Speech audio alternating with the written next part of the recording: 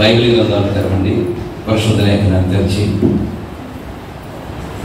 లూకా సువార్త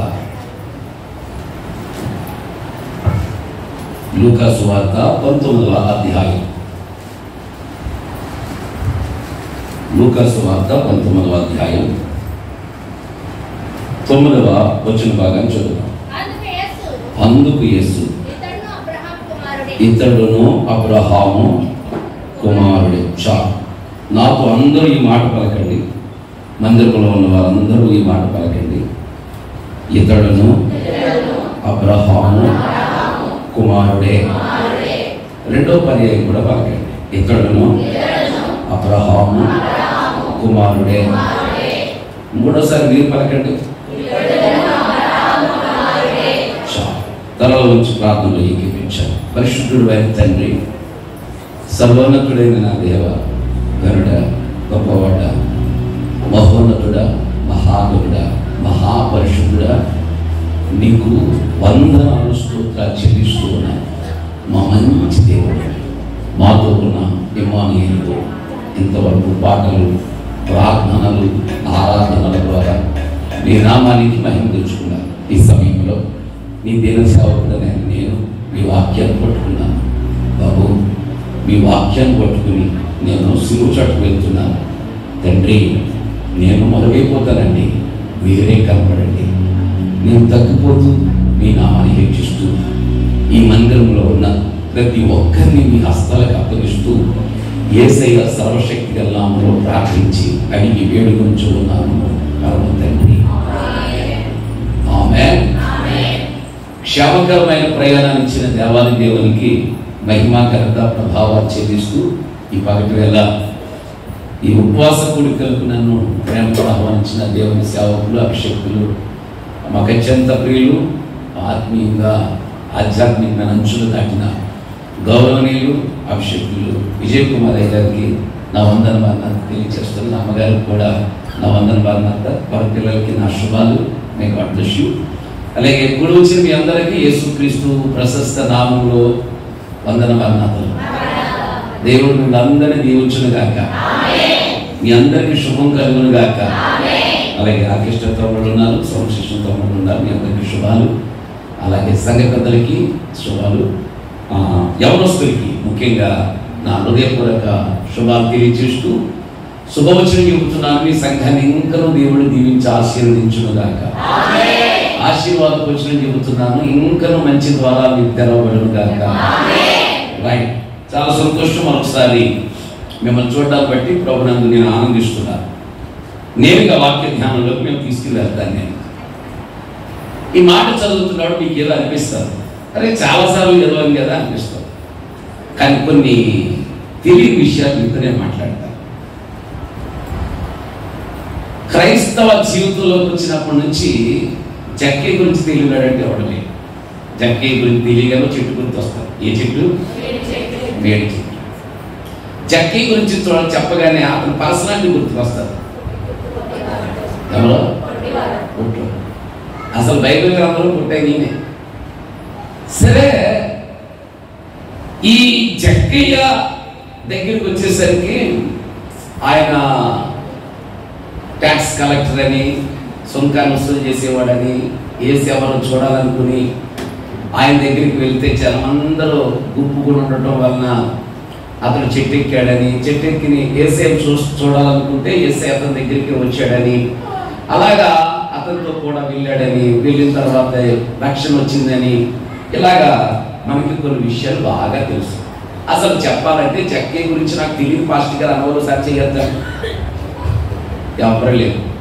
ఏదో మీ ఇంటి పక్కన చెప్పారు మీరు.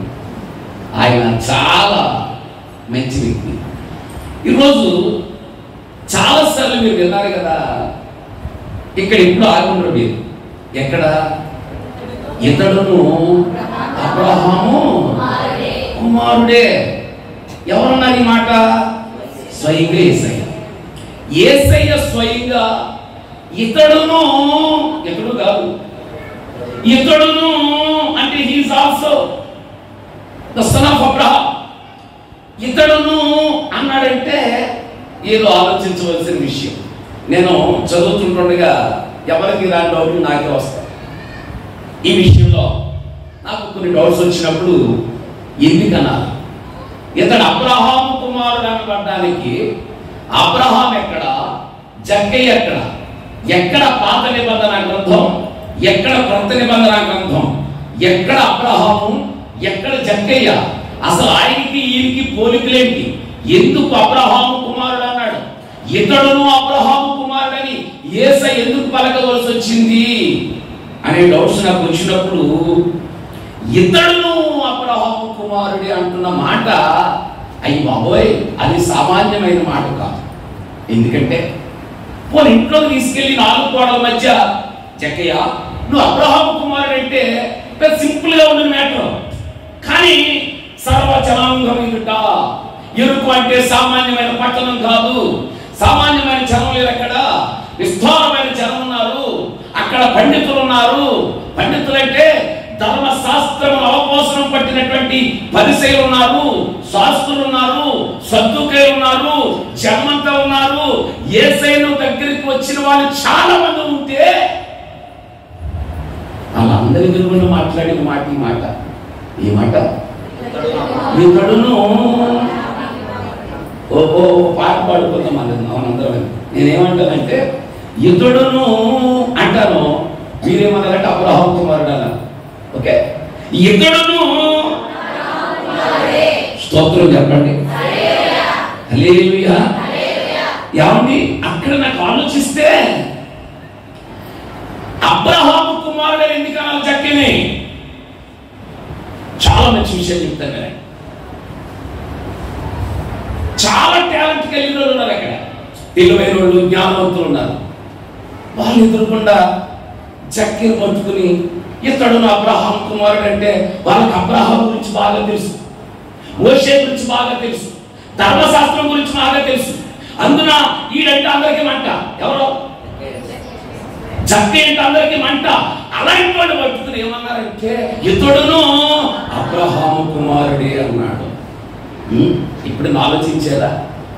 జక్కయ్య గురించి ఒక 3 విషయాలు మీతో చెప్పి ఎందుకు అబ్రహాము కుమారుడు అయ్యాడో చెప్తాను, చాలా జాగ్రత్తగా వినండి. జక్కయ్య దగ్గర 3 పరిస్థితులు మనం చూడవచ్చు. 1 ఆర్థిక పరిస్థితి, 2 భౌతిక పరిస్థితి, 3 ఆత్మీయ పరిస్థితి లేక ఆధ్యాత్మిక పరిస్థితి. ఏమన్నాను? 1 ఆర్థిక పరిస్థితి, డబ్బు ఎంత ఉంది. 2 భౌతిక పరిస్థితి, పర్సనాలిటీ ఏంటి. 3 ఆత్మీయ పరిస్థితి, భక్తి జీవితంలో ఎంత ఉంది. ఈ 3 విషయాలు తెలిస్తే ఎందుకు అబ్రహాము కుమారుడు అయ్యాడో మీకు తెలుస్తారు. చాలా జాగ్రత్తగా వినండి, మంచి విషయాలు చెప్తాను నేను. ఆర్థిక పరిస్థితి దగ్గరికి వద్దాం. ఎవరో జక్కయ్య అబ్రహాము కుమారుడు ఎందుకు అన్నాడంటే what is the finance matter. అతను ఫైనాన్షియల్ ఎవరు అంటే బైబిల్లో అనుకుంటుంది సొంకపు. ఓకే, అస్సలు జక్కయ్య గురించి అసలు కళ్ళు మూసి పెట్టలేదు. అబ్రహాం గురించి టచ్ చేసుకుంటూ వీళ్ళిద్దరికి ఏమేమి పోలికలు ఉన్నాయో చెప్తాను మీకు నేను. ఎందుకు అబ్రహాము కుమారుడు అయ్యాడు? ఇతడును అబ్రహాము కుమారుడని సర్వశక్తుడైన యేసయ్య వాళ్ళందరి ఎదురుగా ఎందుకు అన్నాడు అని ఆలోచన చేస్తే ముందు జక్కయ్య గురించి కొంత ఇంట్రొడక్షన్ ఇస్తాను. అతడు ఆర్థిక పరిస్థితుల్లో సొంకపు గుత్త.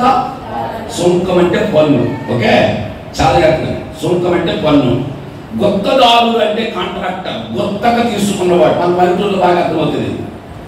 చీలిక గుత్తగా తీసుకున్నాడు, పంచాయతీ చెట్లు గుత్తగా తీసుకున్నాడు, లేకపోతే ఈ భవనాలన్నీ గుత్తగా తీసుకున్నాడు అంట. గుత్త అంటే కాంట్రాక్టర్ అన్నమాట. ఇప్పుడు జక్కయ్య దేనికి కాంట్రాక్టర్ అంటే పన్ను వసూలు చేసే దానికి. ఉదాహరణకి మీకు ఇంకా మన తమ్ముడికి బాగా అర్థం అవ్వాలంటే కారులో వెళ్తుంటే టోల్ గేట్ ఉంటుందిగా, ఆ టోల్ గేట్ ఒక కాంట్రాక్ట్ తీసుకుంటాడు ఆ కొత్తదారుడు. ఆ టోల్ గేట్ లో డబ్బులన్నీ వాడు వసూలు చేసుకుంటాడు. ఇప్పుడు రోమా ప్రభుత్వం దగ్గర ఆ పన్ను వసూలు చేయడానికి కొత్తగా తీసుకున్నాడు మనవాడు. అందుకే మనవాడు ఏమన్నా సొంకపు గుత్తదారుడు. ఎప్పుడైనా ఆలోచించేదా ఎందుకు కొత్తగా తీసుకున్నాడు? ఎందుకు ఇద్దరికి ఇచ్చారు? పొడుగంటోడికి ఇస్తే బాగా కనిపెట్టాడు కదా. ఎందుకు ఇవ్వాలి కొట్టోడికి అని అంటే మీకు మాట చెప్తాను. క్రీస్తు పూర్వం 60 నుండి ఆ శతాబ్దంలో ఇశ్రాయేలీయులు రోమా సామ్రాజ్యం కింద ఉండేవారు.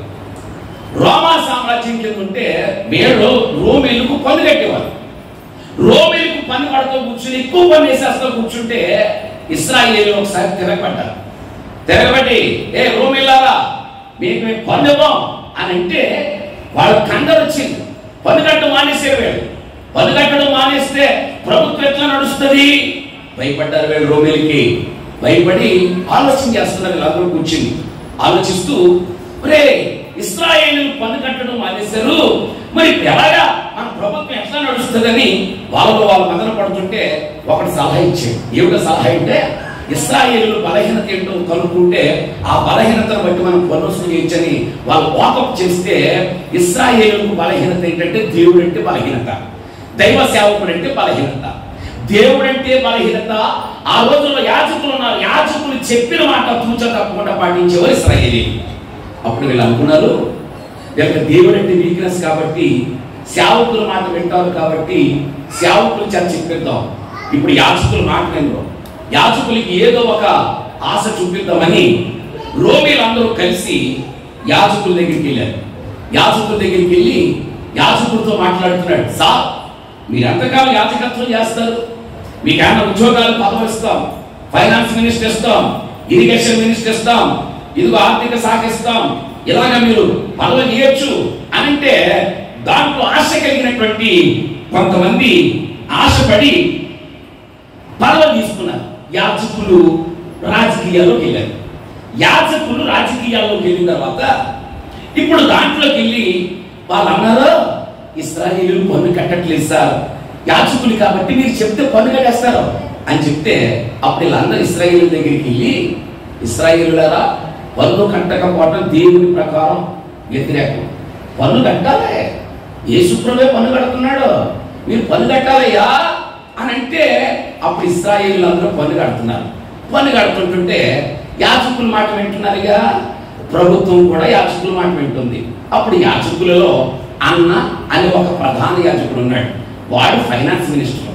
వాడు ఏం చేశాడంటే ఈ కాంట్రాక్ట్స్ అన్ని వాళ్ళకి 5 కొడుకులు ఉన్నారు. 5 కొడుకులకి ఇస్తున్నారు. కయ్యప్ప అని ఒక మేనరుడు ఉన్నాడు.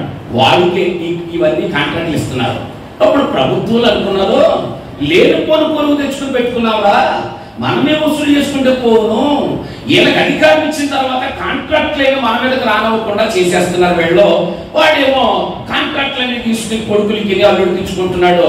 ఇప్పుడు ఎలాగా అని ఆలోచిస్తుంటుంటే ఈ అన్నవాడు ఎంత దుర్మార్గుడు అంటే చివరికి వ్యాపారాన్ని పట్టుకెళ్ళి యెరూషలేము దేవాలయంలో పెట్టింది. ఎలాగంటే ఇతను చేతికి అధికారం వచ్చిందిగా, ఇదిగో ప్రజలారా, మీరు ఒకవేళ యెరూషలేములో గొర్రెను కానీ పువ్వును కానీ పలివ్వాలంటే మీరు డబ్బులు తెచ్చుకోవాలా, మా దగ్గర కొనుక్కోవాలి, మీరు పెంచినవి ఏమి ఇక్కడ కుదరదు అని బోర్డు పెట్టేస్తే ప్రజలందరూ నలిగిపోతారు. ఎందుకంటే అడగడానికి ప్రభుత్వానికే దొమ్మ లేదు, తీసుకొచ్చి తలపొర్లు పెట్టుకున్నారు వీళ్ళు. ఆ టైంలో వ్యాపార పుట్టిల్లిగా మారిపోయింది దేవాలయం. మీకు గుర్తు చేస్తాను నేను. ఆ రోజుల్లో క్రయ విక్రయాలు జరుగుతూ వీళ్ళు డబ్బులు పట్టుకుని వెళ్ళి వాళ్ళకి ఇచ్చి రోకలు పట్టుకుని వెళ్ళి రోకలు మారుస్తూ గొర్రెలు కొనుక్కుని బలిస్తున్నారు. ఎప్పుడు మాట్లాడట్లేదు.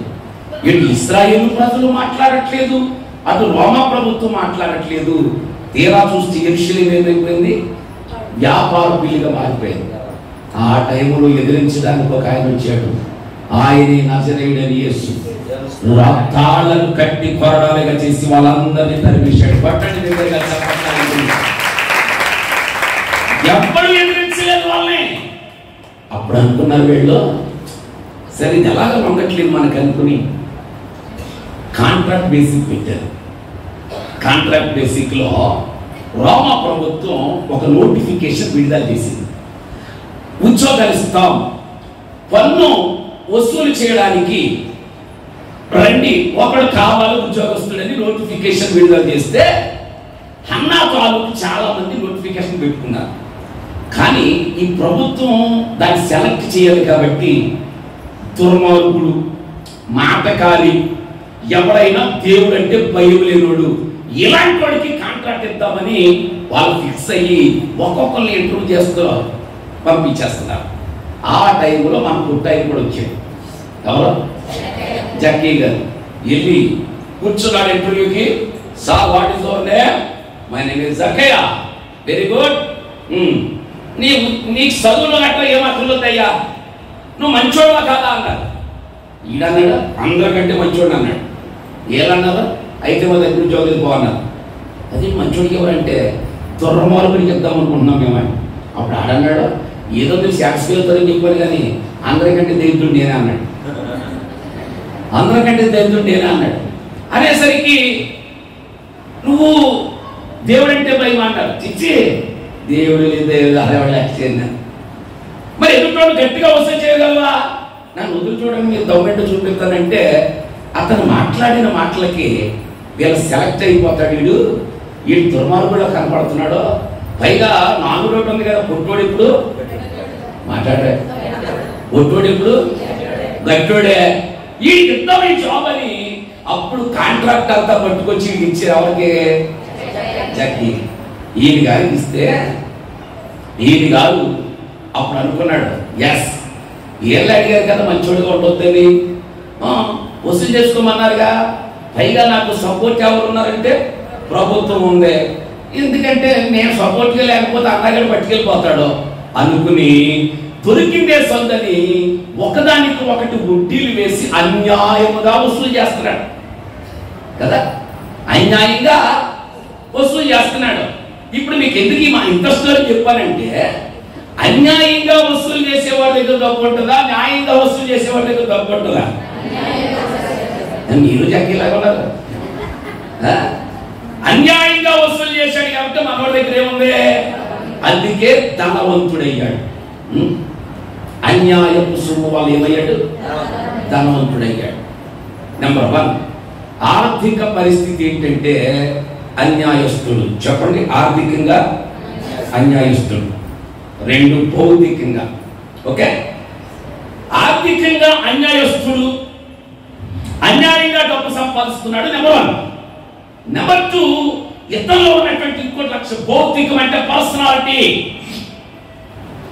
మన దేహపరంగా భౌతికంగా పుట్టివాడు. చెప్పండి, అసలు యాక్చువల్లీ యూత్లో ఆ రోజుల్లో ఎవడో పుట్టుడు ఉండేవాడు కాదు. పుట్టడమే మరగుచ్చోడుగా పుట్టాడు. 5:30 ముందు వాళ్ళు అంత పొడిగేవాళ్ళు. అందరూ ఒకటి పుట్టాడు. అక్కడ కూడా గొప్పతనం లేదు మనవాడికి. ఆర్థికంగా అన్యాయస్తుడు, భౌతికంగా పొట్టివాడు, ఆధ్యాత్మికంగా పాపి. ఏమన్నారంటే యేసుప్రభు వెళ్తున్నప్పుడు ఈ పాపి అయిన మనుషుని ఇంటికి అన్నారు. మీరు ఎప్పుడు చదువుకున్నారా? ఈ పాపి అయిన మనిషి ఇంటికి ఎలా వెళ్తాడు యేసయ్య అన్నారంటే, జక్కయ్య ఎవరో పాపి. అందరూ చెప్పాలి, ఎవరు జక్కయ్య? ఈ 3 విషయాలు నాకు మీరు ఓపెన్ గా చెప్పండి. ఆర్థికంగా అన్యాయస్తుడు, చివరి నుంచి కూడా రావాలి ప్లీజ్.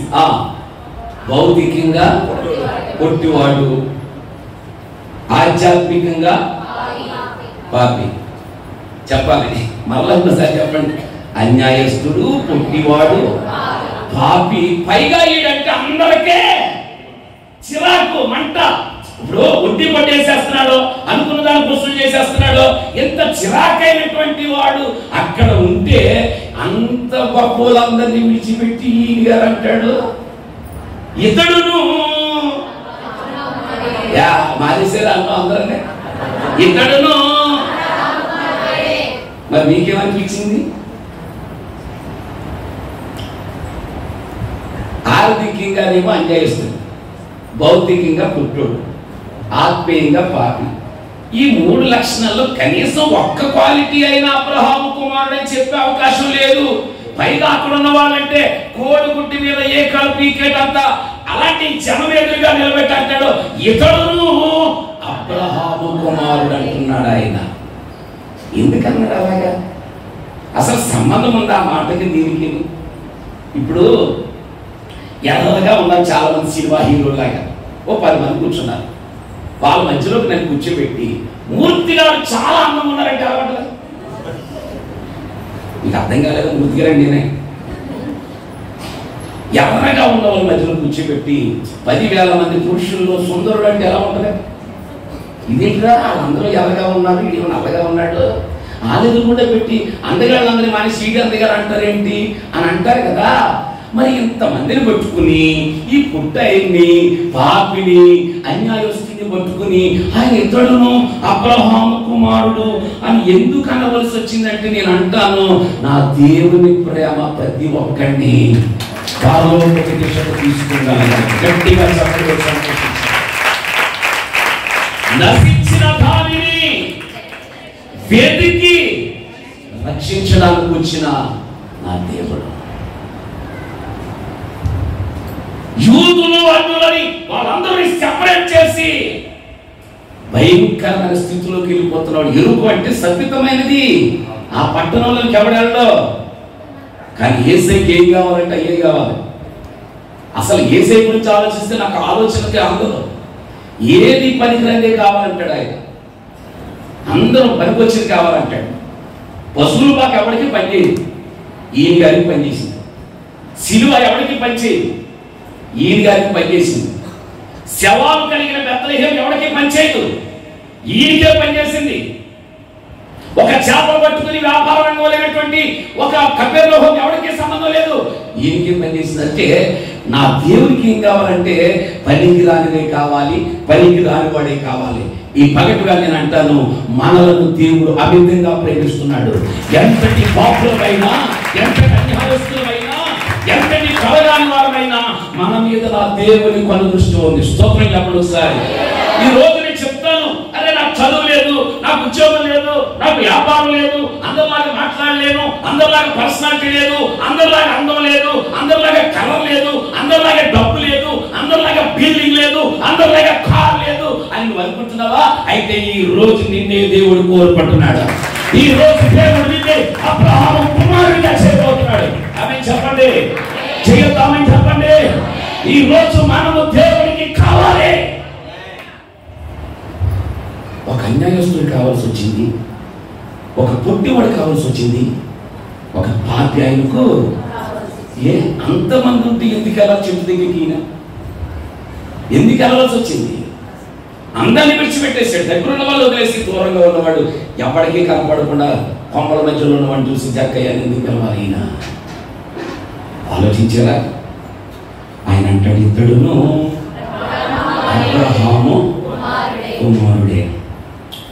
కొన్ని పోలికలు చెప్తాను మీకు, ఎందుకు జక్కయ్య అబ్రహాం కుమారుడు అయ్యాడో కొన్ని పోలికలు చెప్తాను.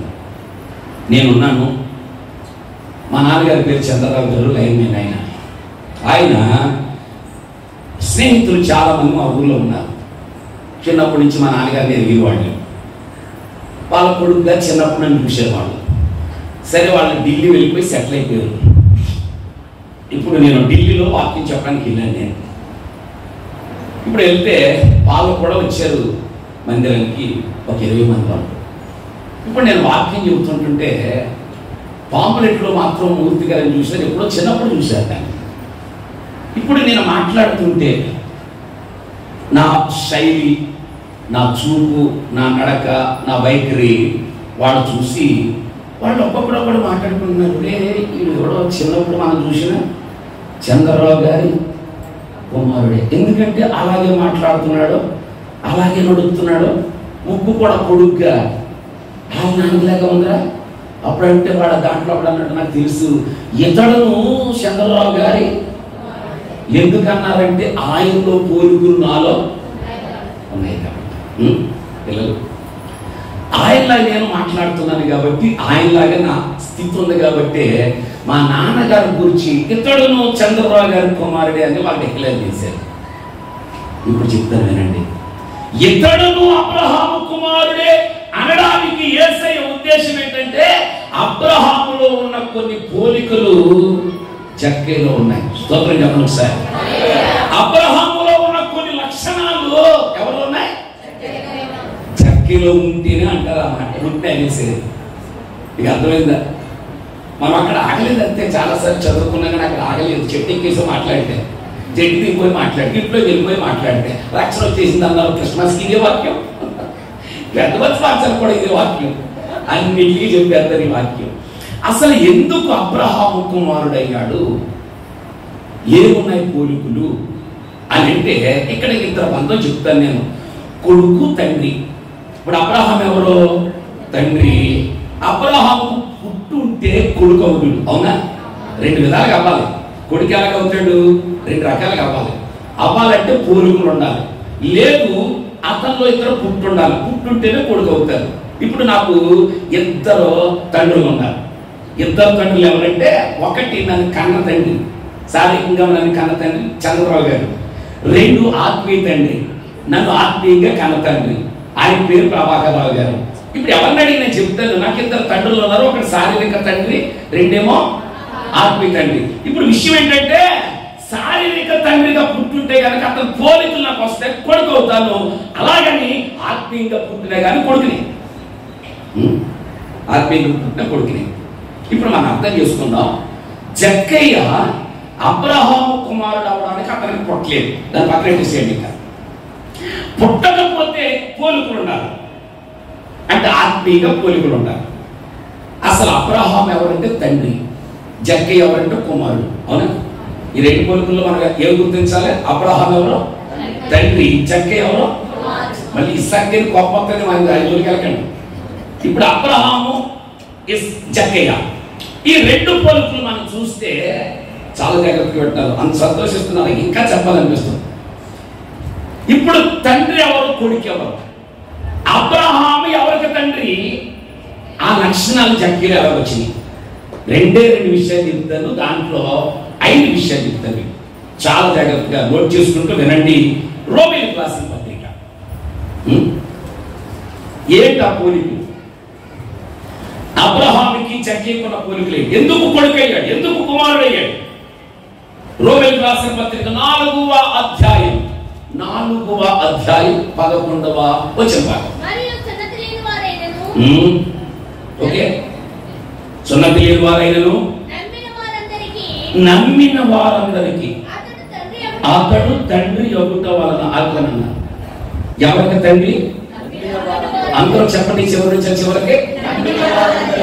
నమ్మిన వారందరికీ తండ్రి ఎవరు చెప్పాలి. ఈ వచ్చిన భాగం అధ్యాయం అంతా కూడా అబ్రహాం గురించి రాశారు. పై నుంచి మరి చదువుకుంటే అబ్రహాం క్రియలు మూలంగా అని చెప్పేసి అనుకుంటూ లైన్ గా రాసుకుంటూ ఇక్కడికి వచ్చి అన్నాడు, అబ్రహాం ఎవరికి తండ్రి అంటే నమ్మిన వారందరికీ. మళ్ళీ చెప్పండి అందరూ కూడా, అబ్రహాం ఎవరికి తండ్రి? ఇప్పుడు మన అందరూ నమ్మితే మన తండ్రి ఎవరు? స్తోత్రం చెప్పండి ఒకసారి, స్తోత్రం చెప్పండి ఒకసారి. ఇప్పుడు అదే పేరు మనకు కూడా కావాలి, నాకు కూడా కావాలి. ఇతడు అబ్రహాము కుమారుడే, ఈమె కూడా అబ్రహాము కుమార్తె అని దేవుడు నన్ను పిలవాలి అనుకున్న వాళ్ళందరూ బిగ్గరగా చెప్పబడిన అందరూ కూడా ఈ రోజు దేవుడు మనమేమన్నా సూపర్ చూసారా? ఇక్కడున్న వాళ్ళు ఆర్థిక వైద్యులు ఉన్నారు, పర్సనాలిటీగా పుట్టోళ్ళు, కలర్ఫుల్గా నల్లోళ్ళు, ఇలా 3 మంది ఉన్నారు. పాపి అయిన మనుషులు ఉన్నారు, బాధపడుతూ కూర్చున్న వాళ్ళు, నన్ను దేవుడు ప్రేమిస్తాడు అనుకున్న వాళ్ళు చాలా మంది ఉన్నారు. కానీ ఈరోజు దేవుడు మనమే కావాలి. ఎలా వెళ్తున్నాం అంటే అబ్రహాము ద్వారా వెళ్తున్నాం. ఇంకా మీకు లోతుకంటూ వెళ్తే ఈ సింపుల్ ఈ మాట నేను చెప్తాను వినండి. అసలు మన పూర్వమైన తండ్రి ఎవరంటే ఆదాము, అవునా? ఆదాము పిల్లలు.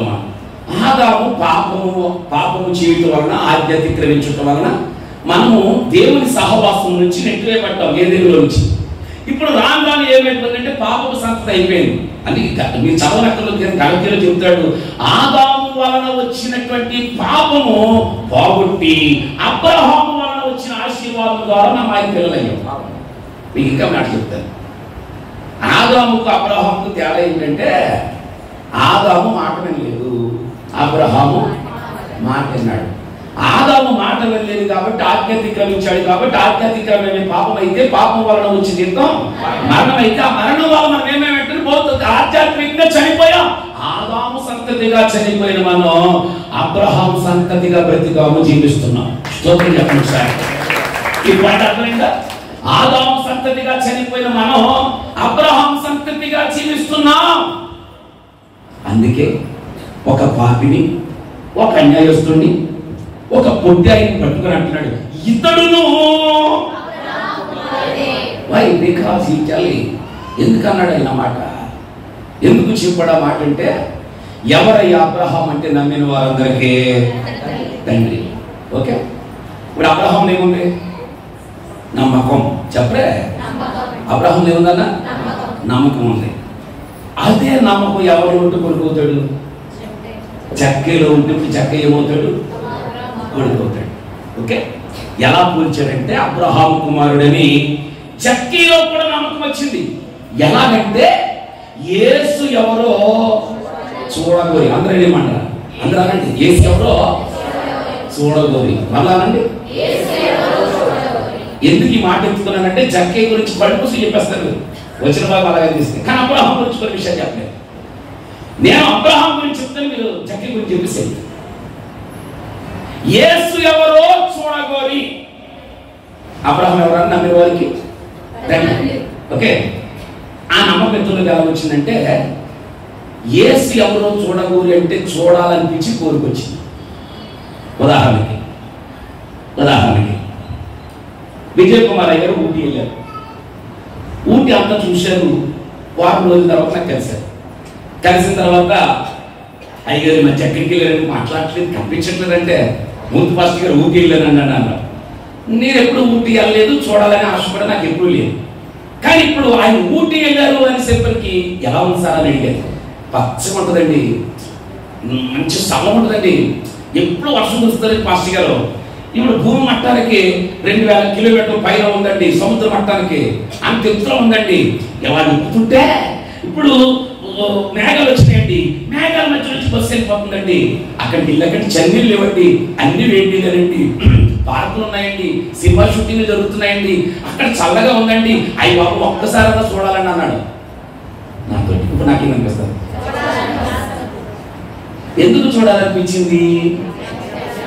ఆయన ఆ సమాచారాన్ని నా దగ్గరికి తెచ్చాడు కాబట్టి, అది ఎలా ఉంటుందో చెప్పారు కాబట్టి చూడాలని నాకు అనిపించింది. ఇప్పుడు యేసయ్యని చూడాలని అనిపించిందంటే యేసయ్య సమాచారాన్ని పట్టుకుని వచ్చి ఎవరో జగ్గేతో చెప్పారు. అది అతడు విన్నాడు. వినుట వలన విశ్వాసం కలిగింది. ఆ విశ్వాసమే నమ్మకమైతే ఇతడును చేతి గట్టిగా చప్పటి కొట్టండి ఒకసారి. ఎందుకన్నా మాట పోలికలు ఉన్నాయి. అబ్రహాం మాట నమ్మిన వారందరికీ తండ్రి. పిల్లలు ఎన్ని సంవత్సరాలు సీనియారిటీ ఉంది మనకి? వేసుకో నమ్మేసామండి బాబు. మా తాతల దగ్గర నుంచి మేము కూడా వేసుకోవే అంటాడు. ఆయన కూడా వేసుకోవేనంట. తాతల దగ్గర నుంచి వేసుకో నమ్మేశారు. అయితే నువ్వు నమ్మితే నీ తండ్రి అయినా ఎవరో అబ్రహాం. నమ్మిన వాళ్ళందరికి ఎవరైనా ఇంకా క్లారిటీగా చెప్పాడు కదా, అబ్రహాం దేవుని నమ్మిన అందరికీ నమ్మకానికి మారిపోయారు. అబ్రహాములో నమ్మకం ఉంది. అదే నమ్మకం జక్కీకి వచ్చింది. అదే పోలిక జక్కీకి వచ్చింది. అందుకే ఇక్కడ అబ్రహాం కుమారుడని ఆ పోలికను మనం చెప్పవచ్చు. నేను అంటాను, మనము కూడా నమ్మితే అబ్రహాము కుమారులమే. మనము కూడా నమ్మితే మనం అబ్రహాము కుమారులుగా ఉంటే ఆ అబ్రహాము కుమారులని పరలోకం దాకా దేవుడు తీసుకెళ్తాడు. స్తోత్రం చెప్పండి సార్. ఆదాము కుమారుడిగా కాదు, అబ్రహాము కుమారుడిగా వెళ్ళాలి. ఓకే, అబ్రహాము కుమారుడిగా వెళ్ళాలి. చాలా జాగ్రత్తగా. ఎన్ని సంవత్సరాల నుంచి మనం నమ్ముతున్నాం? మానవ జీవితం అంతా దీని మీద ఆధారపడి ఉంది అంటే నమ్మకం మీద. అవునా? నేను మా ఊరి నుంచి బయలుదేరిన కారులో వచ్చాను. అయ్యగారు అన్నారు 11:30 కల్లా వచ్చాను అన్నారు. నేను చాలా జాగ్రత్తగా ఎలర్ట్ అయిపోయి పొద్దున్న నుంచి గబగబా కంగారు పడి నా పొలం ముగించుకుని నా కారు ఎక్కాను. నా కారు ఎక్క టైం చూసుకున్నాను. పలానా టయానికి వెళ్తాను అనుకున్నాను. నా కారు నమ్ముకున్నాను. నేను తీసుకెళ్ళిపోతే నా కారు అని దాన్ని నమ్మాను. నేను మానవ జీవితం దేని మీద ఆధారపడుతుంది? నమ్మకం మీద ఆధారపడుతుంది. చాలా జాగ్రత్త గుర్తుపెట్టుకోండి. ఇప్పుడు కొన్ని వేల రూపాయలు పెట్టాం, అమెరికా వెళ్ళిన టికెట్ కొన్నాం, విమానం ఎక్కాలి. విమానం ఎక్కేస్తాం. చాలాసార్లు తెలిసింది ఈ మధ్య విమానాలు కూలిపోయి 120 మంది దుర్మరణం అని తెలిసి, అయినప్పటికీ కొన్ని వేల రూపాయలు పెట్టి విమానం ఎక్కేస్తాం. ఎందుకు చెప్పాలి? విమానం నన్ను అమెరికా తీసుకెళ్తుంది. అండమాన్ వెళ్ళాలి, వాడెక్కిస్తాం. అప్పటికి పెద్ద సినిమా చూపించారు, టైటానిక్ సినిమా. 10 సార్లు చూసాం. వాడ పగిలిపోవటం, గోడ కూలిపోవటం, జనాలు చచ్చిపోవటం ఇవన్నీ చూసాం. అయినా వాడెక్కేస్తున్నాం. ఎందుకని మాట్లాడాలి? నమ్మకం. వేల రూపాయలు ఖర్చు పెట్టుకుని విమానం ఎక్కుతున్నాం, వేల రూపాయలు ఖర్చు పెట్టుకుని వాడెక్కుతున్నాం. అంటే ఆకాశంలోని ప్రయాణం చేసేస్తున్నాం, నీటి మీద కూడా ప్రయాణం చేసేస్తున్నాం. ముక్కు మొక్కం తెలియదు, కూతురు పెళ్లి చేయాలి. ఎవరో ఎప్పుడు పిల్లలు మంచోడని చేసేసావు పెళ్లి. ఎందుకు చేసావు? మాట్లాడాలి. వాడి మీద పిల్లలు బాగా చూసుకుంటాడనే నమ్మకం. ఇప్పుడు చెప్పండి, ప్రతి వ్యక్తి కూడా దేని మీద బ్రతుకుతున్నాడంటే నమ్మకం మీద బ్రతుకుతున్నాడు. నన్ను మాట చెప్పనిస్తారా? ఇక్కడ నేను చెప్పిన ప్రతి దానికి డబ్బిచ్చావు. ఇది విమానం ఎక్కడానికి డబ్బిచ్చావు, వాడెక్కడానికి డబ్బిచ్చావు, పిల్లలు పెళ్లి చేసుకోవడానికి ఏమో కట్నంగా డబ్బిచ్చావు. మరి నువ్వే డబ్బిచ్చి నువ్వే నమ్ముతున్నావంటే వీళ్ళందరూ దినాలు ఉంచేస్తాడు ఎవరికి? విమానం ఎక్కువ కూలిపోతా లేదు ఎవరికి తెలియదు, వాడు ఎక్కువ మునిగిపోతా లేదు ఎవరికి తెలియదు. పెళ్లి చేసేవాడు 6 నెలలు పోతుంది కానీ ఎవరినేంటో తెలియదు. వీళ్ళందరినీ డబ్బిచ్చి కొనుక్కున్నాం. నమ్మవు. నన్ను మాట చెప్పనిస్తారా? ఒక్క రూపాయి కూడా ఖర్చు లేకుండా నమ్మగలిగిన సర్వశక్తివంతుడు ఎవరైనా అంటే నజరేయుడైన యేసు. దగ్గరగా చెప్పవచ్చు. ఈ రోజు ఆయనను నమ్మగలిగితే దేవుడు అబ్రహాము కుమారుడిగా మారుస్తాడు. స్తోత్రం చెప్పండి ఒకసారి. నమ్మిన ఎడలా చెప్తున్నాడు దేవుడు. చాలాసార్లు నమ్మకం గురించి చెప్పాడు. ఎవరో కనుక దయ్యం పట్టిన తీసుకొచ్చారు, వాడు అంటాడు, అయ్యా మా పిల్లడు దయ్యం పట్టిందయ్యా, మీ శిష్యుల దగ్గర తీసుకెళ్ళి వాళ్ళు మార్చలేదయ్యా, వాళ్ళకు పోగొట్టుకోలేదయ్యా, అని ఆపేశారయ్యా అంటుంటే ఎలా తీసుకురా? ప్రభువా తీసుకొచ్చాను, దయ్యాన్ని నిలబెట్టేయండి ఆయన. నమ్ముంటే నీ వరనైతే అంటాడు. అపనమ్మకం కలగకుండా నీ కృప చూపించాను అంటాడు ఆయన. ఇలా చెప్పనా? నమ్మితే ఏం జరుగుతుందో తెలుసా? ఒకసారి చెప్తాడు ఆయన, నమ్మిన ఎడల కొండలు వెళ్ళి సముద్రంలో పడమంటే పడతాడంట. ఎప్పుడైనా వినాలి మాట వాక్యంలో? నమ్మితే కొండెళ్ళి సముద్రంలో పడుతుందంట. రియల్గా మాట చెప్పనా నేను? అది వాస్తవంగా జరిగింది, వాస్తవమైన సంఘటన. అది ఏం జరిగిందంటే, ఒక భార్య భర్త సేవకులు పాస్టర్ గారు ప్రేమ కలిగిన సేవకుడు ఆయన ఒక 20 మంది అనాథ పిల్లలు పోషిస్తున్నాడు. తల్లిదండ్రులు లేనోళ్ళు దిక్కుమాలను తీసుకొచ్చి పాస్టర్ గారు ఒక చిన్న ఇల్లు అద్దెకి తీసుకుని పాస్టర్ గారితో చెప్పి, ఎక్కడికైనా మీటింగ్స్కి వెళ్తున్నాను పాస్టర్ అమ్మ, వచ్చిన దాంతో పిల్లలు పోషిద్దాం, అనాథ పిల్లలు అని చెప్పి ఈ పాస్టర్ గారు ఒక 20 మంది అనాథలు పోషిస్తున్నాడు. అనాథలు పోషిస్తుంటే ఈ అనాథల్ని అలా పోషిస్తూ ఉంటుండగా అద్దె కట్టుకుంటూ వాళ్ళకి భోజనం పెడుతూ అన్ని చేస్తూ సడన్ గా చనిపోయాడు. ప్రభు పిలుపు అందుకుని పాస్టర్ గారు చనిపోయాడు. ఇప్పుడు పాస్టర్ గారు కొంతకాలం నడిపించగలిగింది. మరి పాస్టర్ గారు మీటింగ్కి వెళ్ళలేదు, సహాయం చేసినప్పుడు కొంతకాలం సహాయం చేశారు. అద్దెలు కట్టలేని పరిస్థితి. ఇప్పుడు వానర్స్ వచ్చి అన్నారు, రూమ్ ఖాళీ చేసింది అన్నారు. అమ్మ కొన్నాళ్ళు ఉంటామంటే ఛాన్స్ ఇచ్చారు, 2-3 నెలలు కట్టలేకపోతుంది ఈవిడ. అనాథ పిల్లలు ఎక్కడికి పంపించలేదు. పాస్టర్ గారు మొత్తం చూస్తున్నారు. అప్పుడు ఏం చేయాలి అర్థం కాక వాళ్ళందరినీ బయటకు తీసుకొచ్చేసి ఊరి మధ్యలో అది ఊరి చివర ఒక మర్రి చెట్టు ఉంటే ఆ మర్రి చెట్టు కింద ప్లేస్ ఖాళీగా ఉంది.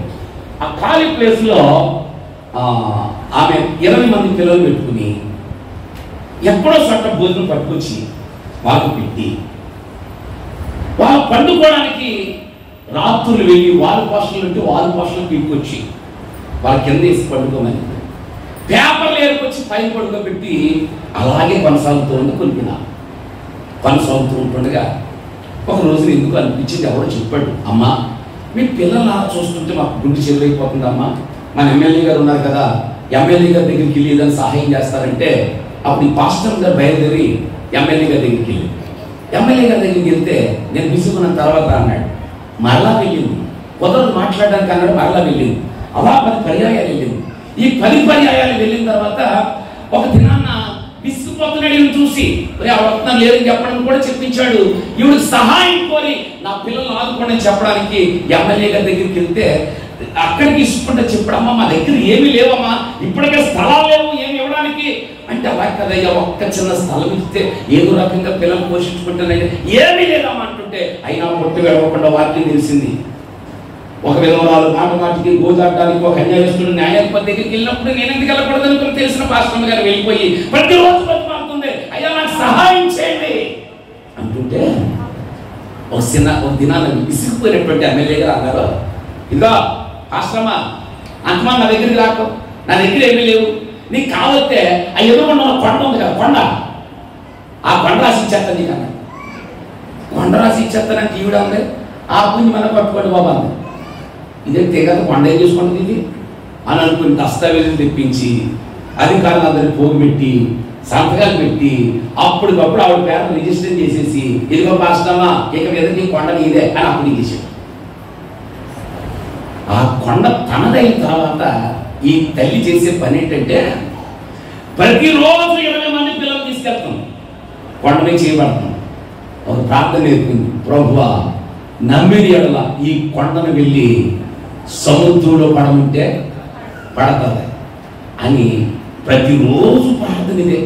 డ్యూటీ ఏంటంటే లేవడం, మొహం కడుక్కోవడం, టిఫిన్ తినడం, కొండ దగ్గరికి వెళ్ళడం, ప్రార్థన చేయడం. ప్రభువా ఈ కొండ సముద్రంలో పడుతుందని నాకు చెప్పాం, ఇది మేము ఎక్కడే కట్టాలి, ఎక్కడే అనాశాలను కట్టాలని చిన్నపిల్లలు తల్లి గారు ప్రార్థన చేస్తున్నారు. అలా చేయగా 6 నెలలకి కేంద్ర ప్రభుత్వాలు ఏం చేశారంటే ఆ ప్రాంతానికి కొంచెం దూరంలో సముద్రానికి ఓడలదేవి కట్టాలి, ఓడలదేవి కట్టాలి అని చెప్పేసి ఎమ్మెల్యే గారి దగ్గరికి కౌలు పెట్టారు. ఎమ్మెల్యే మీ ఊర్లో సముద్రపు ఓడలదేవి కడుతున్నాం, మేము హార్బర్ కడుతున్నాం అంటే సముద్రానికి కొంత భాగం మూసేయాలి, మీరు అక్కడ కట్టాలంటే మీరు ముయ్యాలంటే ఏం కావాలా, రాళ్ళు కావాలి. రాళ్ళు ఎక్కడ ఉన్నాయి నువ్వు పట్టురా అని ఒక కమిటీని వేశారు. ఆ కమిటీ వాళ్ళందరూ వచ్చి ఇప్పుడు ఆ సముద్ర భాగాన్ని సగం ముయ్యాలి, ఇక్కడ హార్బర్ కట్టాలనుకుని వచ్చి వెతుకుతుంటుంటే వీళ్ళకి రాళ్ళు కావాలిగా. అప్పుడు ఆ కొండ కనిపించింది. ఆ కొండ కనిపించి ఎమ్మెల్యేని అడుగుతున్నారు, ఈ కొండ తవ్వి దాంట్లో వేసేద్దామన్నారు. అప్పుడు ఎమ్మెల్యే గారు అన్నారు, ఇది మందేం కాదు చెప్పాలి పాస్టమ్ అన్నాడు. అయితే ఏముంది పాస్టమ్ ఎలా కేకేంది అన్నారు. పాస్టమ్ వచ్చింది, పాస్టమా మేము హార్బర్ కట్టాలి, ఈ కొండ మాకు కావాలంటే అయ్యా ఖచ్చితంగా ఇచ్చేస్తాను మీకు, కానీ మా పిల్లల సంగతి ఏంటంటే అదే నీకు రేట్ ఇస్తాను, దాన్ని బట్టి నువ్వు ఏదైనా చేసుకోమన్నాడు. ఎంత ఇస్తారయ్యా అని అడిగితే 5 కోట్ల రూపాయలు ఇస్తానన్నారంట. 5 కోట్ల రూపాయలు ఇస్తానంటే ఈ 5 కోట్ల రూపాయలు ఇచ్చుకుని ఆవిడ అలాగే కూర్చొని చూస్తుంది, నెత్తిన మూసుకేసుకుని చూస్తుంది. జేసీబీలు వచ్చాయి, లారీలు వచ్చాయి, కొండను తవ్వేస్తున్నారు, తవ్వేసి కొండ పట్టుకెళ్ళి ఎక్కడ వేస్తున్నారు, సముద్రంలో వేస్తున్నారు. అప్పుడు దినాన్ని అనుకుంటుంది ఖాళీ అయిపోయింది అంతానే. ఆ ఖాళీ అయిపోయిన తర్వాత ఈవిడ దగ్గర ఉన్నటువంటి 5 కోట్లు ఉన్నాయిగా, దాని డబ్బులు పెట్టుకుని అక్కడ ఖాళీ ప్రదేశంలో అద్భుతమైన శరణాలయం కట్టి 3,000 మంది అనాథలు పోషిస్తుంది. 3,000 మంది అనాథలు పోషిస్తుంది. కారణం ఏంటంటే ఆమెలో ఏమీ లేదు, విన్నారా, భర్త లేదు, డబ్బు లేదు, ఆశ్రయం లేదు, నీడ లేదు, నీ ఉండడానికి కూడా సరైన పుట్ట కూడా లేదు. అలాంటి ఆవిడకి అన్నిటికీ మించిన ఒకటి ఉంది, నమ్మకం. ఆ నమ్మకమే ఆశీర్వదించి అలా నమ్మాలి. నమ్మితే గనుక మనము కూడా అబ్రహాము కుమారులమే. స్తోత్రం, హల్లెలూయా చెప్పండి. అనిపిస్తుందా నీకు నమ్ముంటే బాగుందని? డబ్బిచ్చేమో అల్లున్నమ్మో, డబ్బిచ్చేమో అన్నమ్మో, డబ్బిచ్చి వాడన్నమ్మో, డబ్బిచ్చి ప్రతి దాన్ని నమ్మో. ఇప్పుడు నేను చెప్పనా, డబ్బిచ్చి కూడా మోసపోయిన వాళ్ళు ఇక్కడ చాలా మంది ఉన్నారు. సగం మంది ఉన్నారు ఇచ్చిన డబ్బు మోసపోయినాడు. నిన్న ముంచేశాడండి, అడ్డంగా ముంచేశాడండి, అల్లుడే కొడుకే అందరూ ముంచేశారు.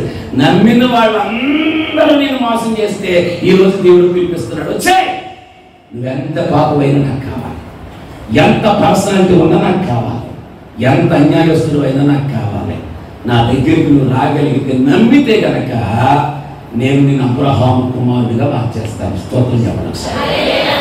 అబ్రహాము కుమారుడికి ఏదో అనుకుంటున్నారు మీరు, ధనవంతుడు చనిపోయాడు, లాజరు చనిపోయాడు. లాజరు ఎక్కడ కూర్చున్నాడు? అబ్రహాము రూమున అంటే పరదేశం. విన్నారా? ఇప్పుడు పరలోకం వెళ్ళాలంటే ఎవరి ద్వారా వెళ్ళాలి మనం? Yes, throughout Abraham. Abraham నమ్మకం ఉంది. అదే నమ్మకం ఎవరికి వచ్చిందంటే జక్కీకి వచ్చింది. కాబట్టి ఇతడును స్తోత్రం చెప్పాలి. హల్లెలూయా. నమ్మటం అంటే అది. మనం తింగరి నమ్ముతాం. మనం అన్ని నమ్మకూడదు. అర్థమైందా? ప్రతిదీ నమ్మకూడదు. పెద్దలో సామెతంగా నమ్మకం లేని భక్తి, అమ్మకం లేని వ్యాపారం చేయకూడదు అన్నారు. మరి చెప్పండి మీరు. నమ్మకం లేని భక్తి, అమ్మకం లేని వ్యాపారం చేయకూడదు. పడిపోతాం కదా.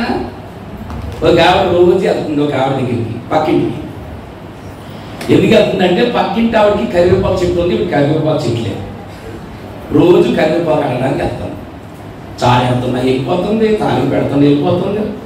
వెళ్ళి అడుగుతుంది, నాకు కొంచెం కరివేపాకు పెట్టుతుంది అంటే ఎన్నిసార్లు పెడుతుంది? కొన్నిసార్లు పెట్టింది, ఏదో బిజీగా ఉంది.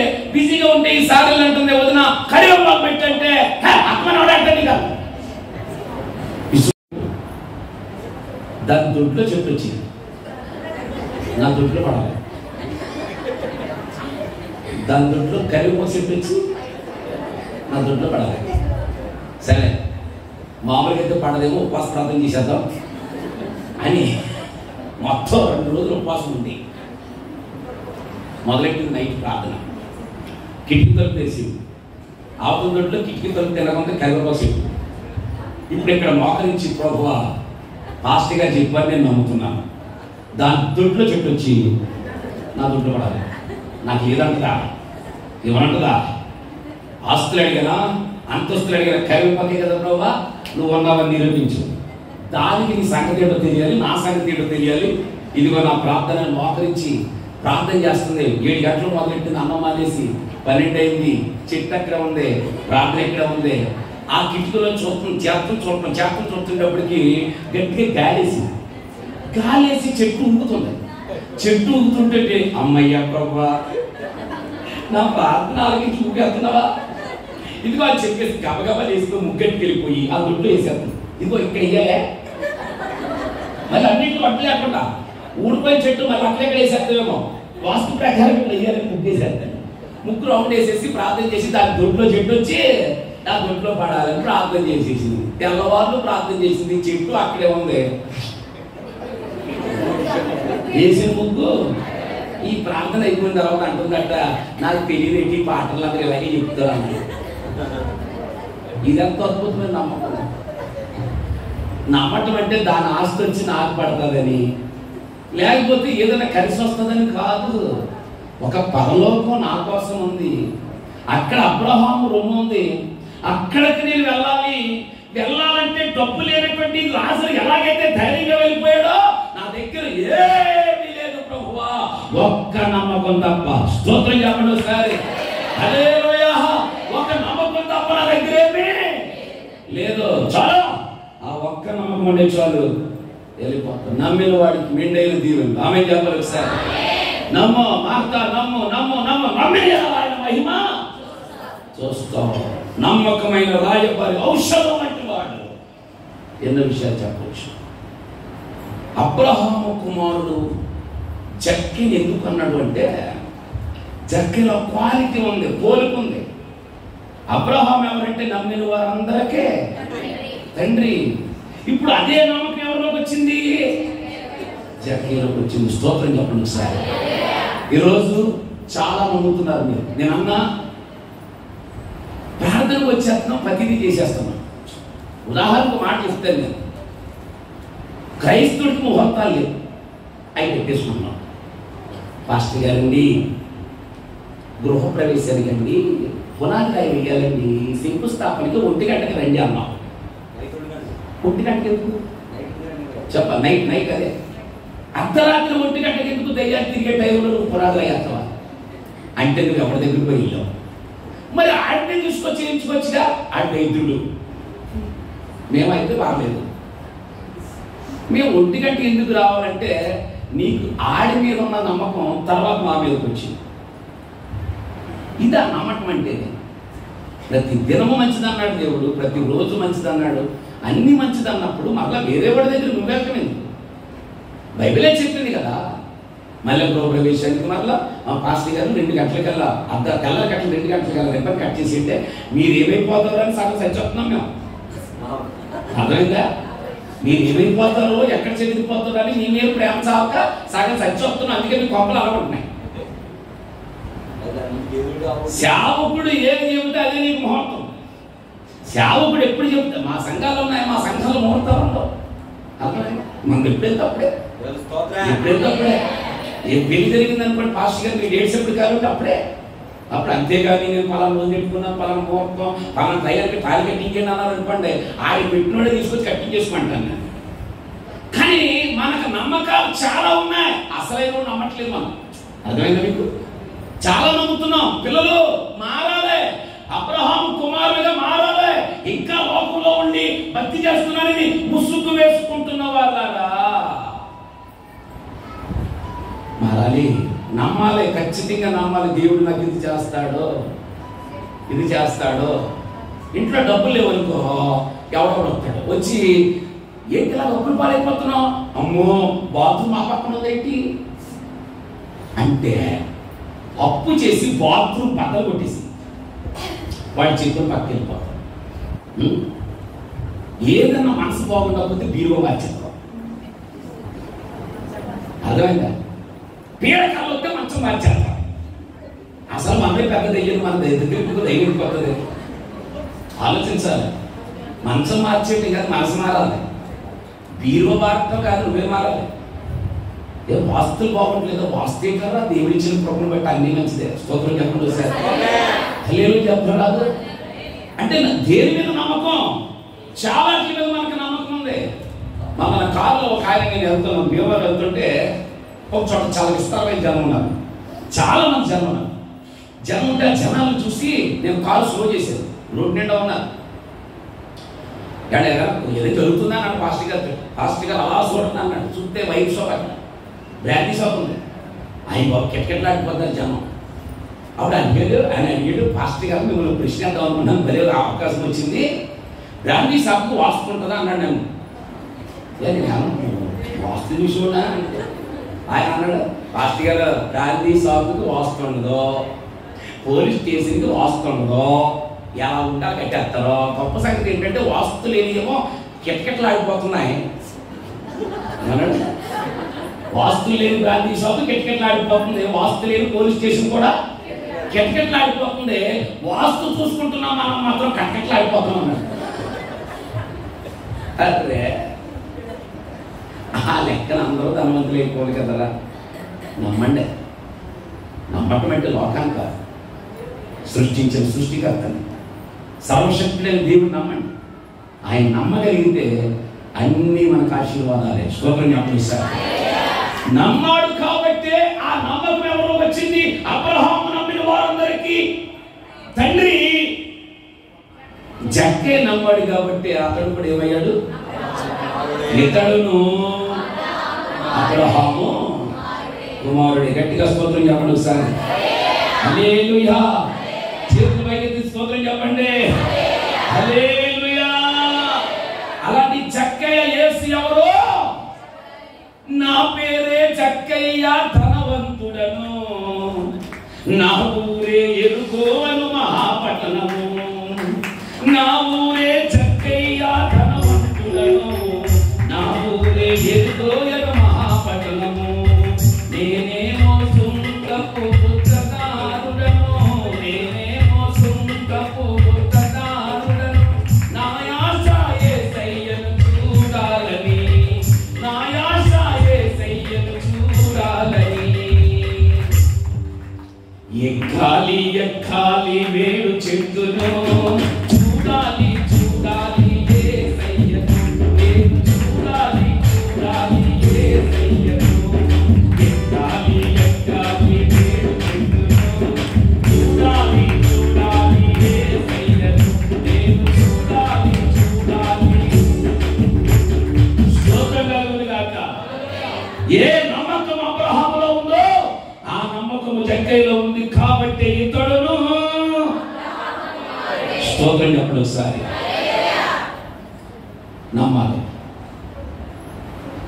నమ్మితే అబ్రహాము కుమారునిగా మార్చబడతాడు. నమ్మండి పిల్లలారా, చాలా నమ్ముతున్నారుగా. ప్రభు నమ్మండి, గుడ్డిగా నమ్మండి. నేను అలాగే గుడ్డిగా నమ్మండి. ఏం జరిగినా నా దేవుడు ఉన్నాడు, ఏం చేసినా నా దేవుడు చూసుకుంటాడు. నేను దేవుని జోలికి వెళ్ళను. నిలబడిపోతాను, నిలబడిపో, నీ పక్షాన్ని నిలబడిపోతాడు దేవుడు. మీకు అర్థమైందా? షడ్రకు మేషకు అభ్యంతరం తీసుకొచ్చి నిలబెట్టేందుకు రే ఈ ప్రతిమకు నమస్కారం చేయని 7 ఇంతలు చేసి అగ్నిగుండంలో నేను వేసేస్తామంటే ఏమన్నారు తెలుసా? వేసుకుంటే వేసుకో. మండుచున్న వేడి మీద అగ్నిగుండంలోంచి తప్పించడం నా దేవుడు. అప్పటికే విచారణకర్తలని పెద్ద పదవి ఇచ్చేదాన్ని. ఊరుగా ఊరు, దేశం కాని దేశం, ప్రజలు కాని ప్రజలు, భాష కాని భాష. షడ్రకు మేషకు అభ్యంతరం నిలబెట్టి నేను అగ్నిగుండంలో వేసేస్తామంటే గుడ్డిగా నమ్మేశారు. వేసుకుంటే వేసుకో. వార్నింగ్ ఇచ్చారు, హెచ్చరించారు, వేసుకుంటే వేసుకో. పట్టికెళ్ళి పారేశారు. ఏమైందో తెలుసా? పట్టికెళ్ళి పారేస్తే ముగ్గురు కాదు, లోపల దేవుణ్ణి పక్షాన నిలబడిన షడ్రకు మేషకు అభ్యంతరం పక్షాన అగ్నిగుండంలో నిలబడిపోయాడు నా దేవుడు. స్తోత్రం చెప్పండి సార్. నువ్వు నిలబడితే నా దేవుడు నిలబడతాడు. ఆమేన్. నువ్వు నమ్మితే నా దేవుడి దగ్గరికి అంటుంటాడు. ఆమేన్. నమ్మితే కార్యాలు కలిగిస్తాడు. ఆమె చెప్పండి. మార్త నమ్మింది, చనిపోయిన లాజరును బయటికి తీసుకొచ్చాడు. ఆమె చెప్పండి ఒకసారి. ఇదిగో యాయీరు నమ్మాడు, చనిపోయిన కుమార్తెను తీసుకొచ్చి చేతిలో పెట్టాడు. ఆమె చెప్పండి. నమ్మో నమ్మో నమ్మో నమ్మో నమ్మిదేలా దేవునికి కుమారుడిగా కుమార్తెలుగా మనం మార్చబడతాం. అందుకే అబ్రహాములో ఉన్న మొదటి క్వాలిటీ ఏంటంటే నమ్మకం. అబ్రహాములో నమ్మకం ఉంది, అది నమ్మకం చెప్పాలి జక్కీలో ఉంది. అందుకే ఆ క్వాలిటీ ఉంది కాబట్టి ఇతడును పాయింట్ నెంబర్ 2 అబ్రహాములో ఉంది నమ్మకం. ఇంకేముంది? ఎవరికి తండ్రి? తెరవండి రోమీయులకు రాసిన పత్రిక 4:12. ఓకే గాక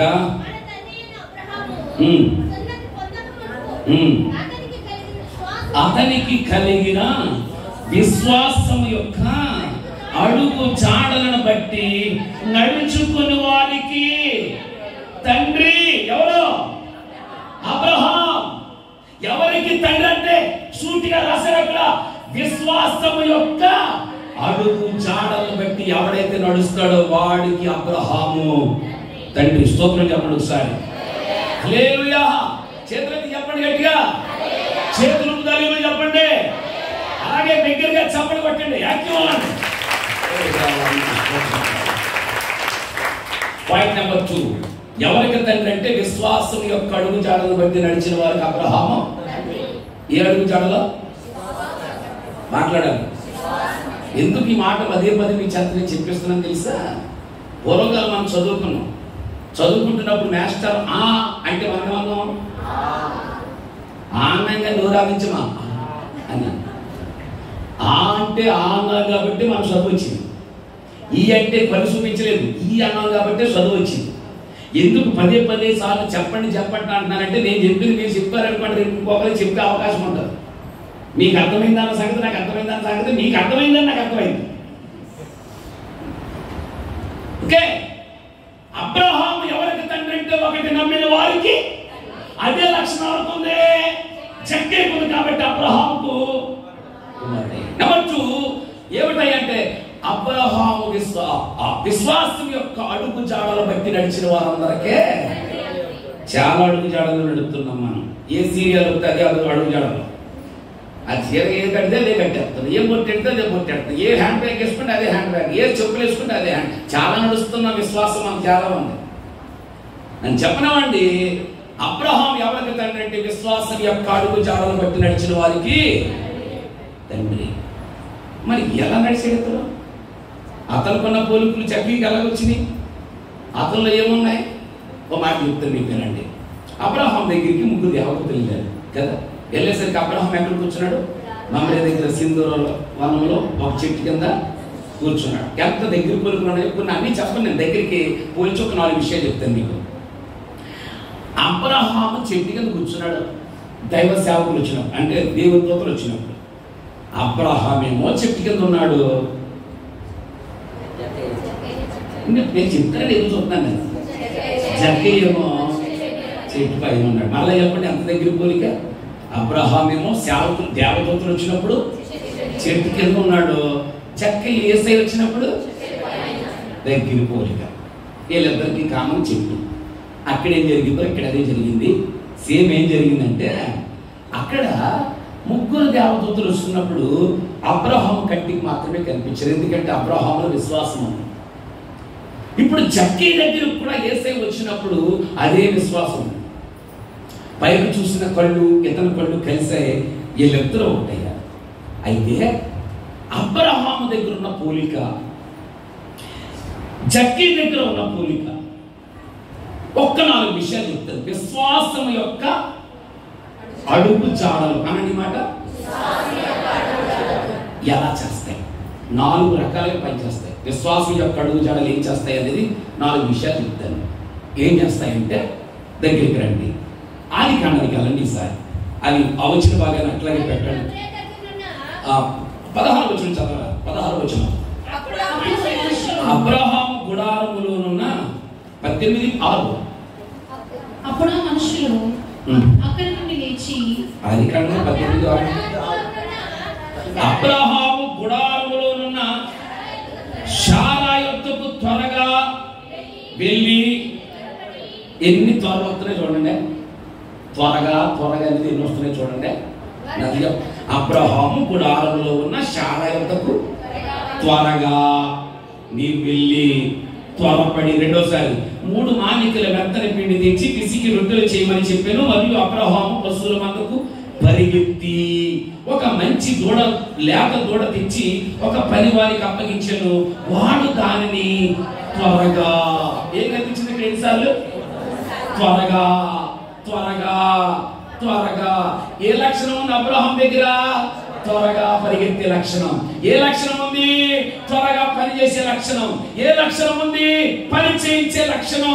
నేను చెప్పనా, ఇదిగో అబ్రహాము దగ్గర ఉన్న అడుగు జాడల, విశ్వాసం యొక్క అడుగు జాడల మొదటి లక్షణం ఏంటంటే త్వరగా వెళ్ళే లక్షణం. అదే లక్షణం జక్కయ్య దగ్గర ఉందా లేదా? ఉందా లేదా? త్వరగా దిగుము ఓ జక్కయ్య, నేడు నీ ఇంట నేను ఉండిననయ్యా. త్వరగా దిగుము ఓ జక్కయ్య, నేడు నీ ఇంట నేను ఉండిననయ్యా. తొందరగా వేడు చెట్టు దిగి ఉంటిని, తొందరగా వేడు చెట్టు దిగి ఉంటిని. సంతోషంతో ప్రభుని చేర్చుకుంటిని, సంతోషంతో ప్రభుని చేర్చుకుంటిని. ఎక్కాలి ఎక్కాలి వేడు చెట్టును, చూడాలి చూడాలి యేసయ్యను, నేను చూడాలి చూడాలి యేసయ్యను. ఎక్కాలి ఎక్కాలి చూడాలి చూడాలి యేసయ్యను, నేను చూడాలి చూడాలి యేసయ్యను. స్తోత్రం చెప్పండి. ఏముందట? అబ్రహాము దగ్గర ఏ లక్షణం ఉందంటే త్వరగా వెళ్ళే లక్షణం.